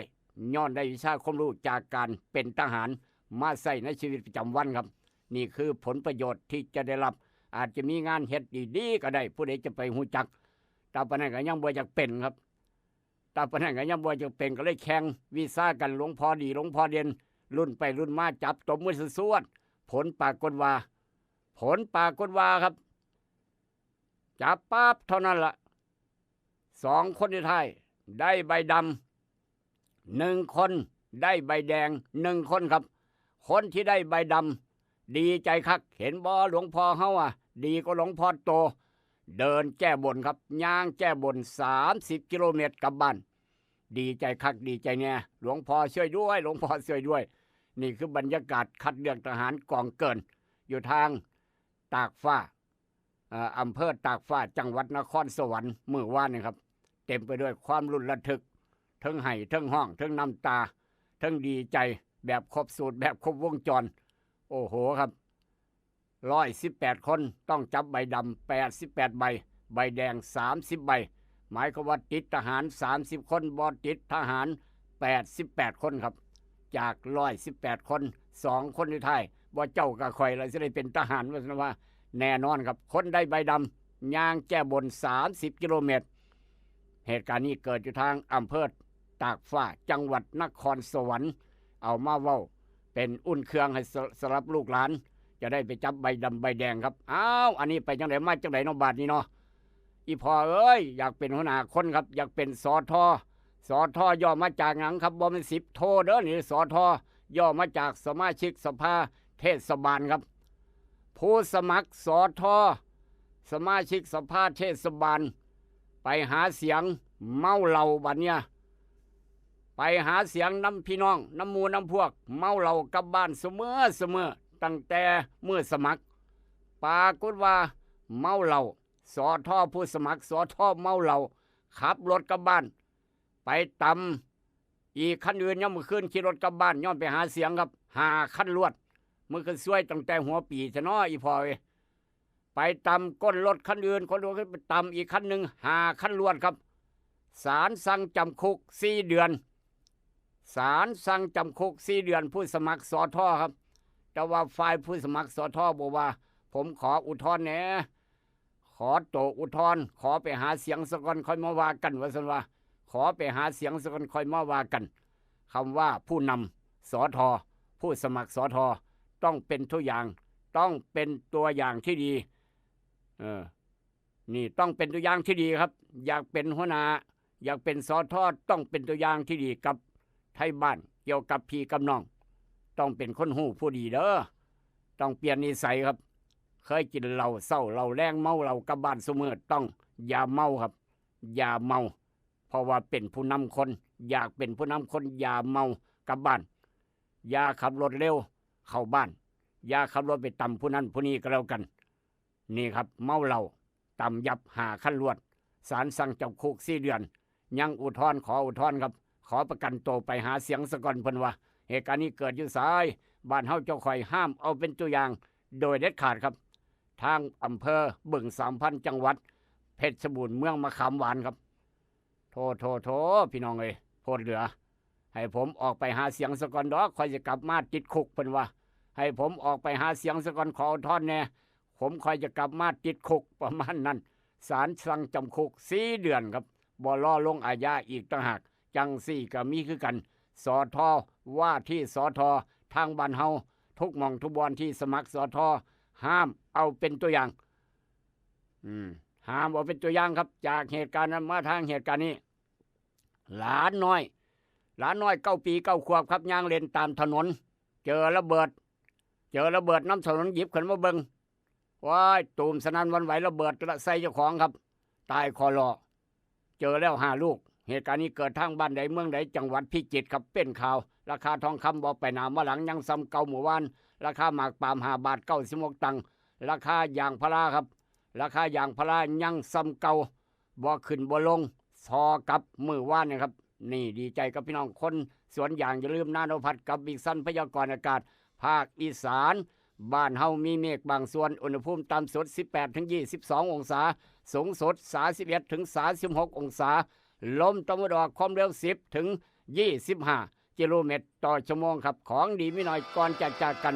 ฟังหมอลำบุญช่วงไปพร้อมวันที่9พ่อโตเป็นทั้งดอนฟ้าเปื่อยบุญช่วงเลี้ยนดวงบักขามป้อมครับผู้ใดมีบักขามป้อมจงไว้เด้อหายากกับบักขามป้อมเป็นยาแก้ไอครับยาสมุนไพรบักขามป้อมเป็นยาแก้ไอละลายเสมหะโดยเพื่อนบ้านใส่รักษาหลอดลมอักเสบวัณโรคปอดหอบหืดซอยส่งเสริมการเฮ็ดงานของระบบภูมิคุ้มกันโดยสารสำคัญในมะขามป้อมสามารถจับกับโอ้โหครับมะขามป้อมประโยชน์มันคือหลายคันแท้บาดนี้เนาะโทวันธรรมดาครับนี่คือประโยชน์ของมะขามป้อมโปรตีนของไวรัสโควิด -19 มีผลต่อการยับยั้งการสร้างและการแบ่งโตของเชื้อไวรัสได้อีกต่างหากกำจัดยับยั้งโควิด -19 ความมะขามป้อมครับปาดโถประโยชน์ยาสมุนไพรใกล้บ้านยาสมุนไพรใกล้โตหาง่ายพร้อมอีกต่างหากไปแล้วครับผมร่ำรวยโสมานอย่าเจ็บอย่าจนสวัสดีครับไทยกับลาวเลือดเนื้อใส่วันให้เดียวแต่ก็เป็นเผาเหนียวไทยไงอาผมอยู่เจียงสูงเจียงเส้นกะเมียนไทยน้อมหดเสียงจากแม่น้ำเลี้ยงที่เจียงพากันลงมาใจผู้วันใส่เขาไงกะเมียนเล่ากับไทยน่าจากนั้นเจ้าเขาควงว่าควงไก่พากันลงมาใจกินไหลน้ำตีเขายำดีพาลามุนเพพังมังจังได้ลงมาสั่งตำราการด้านเก้าน่าจากไก่เล่ากินยังน้ำไหลนี่เฮาเพว่าไฟนี้ประวัติศาสตร์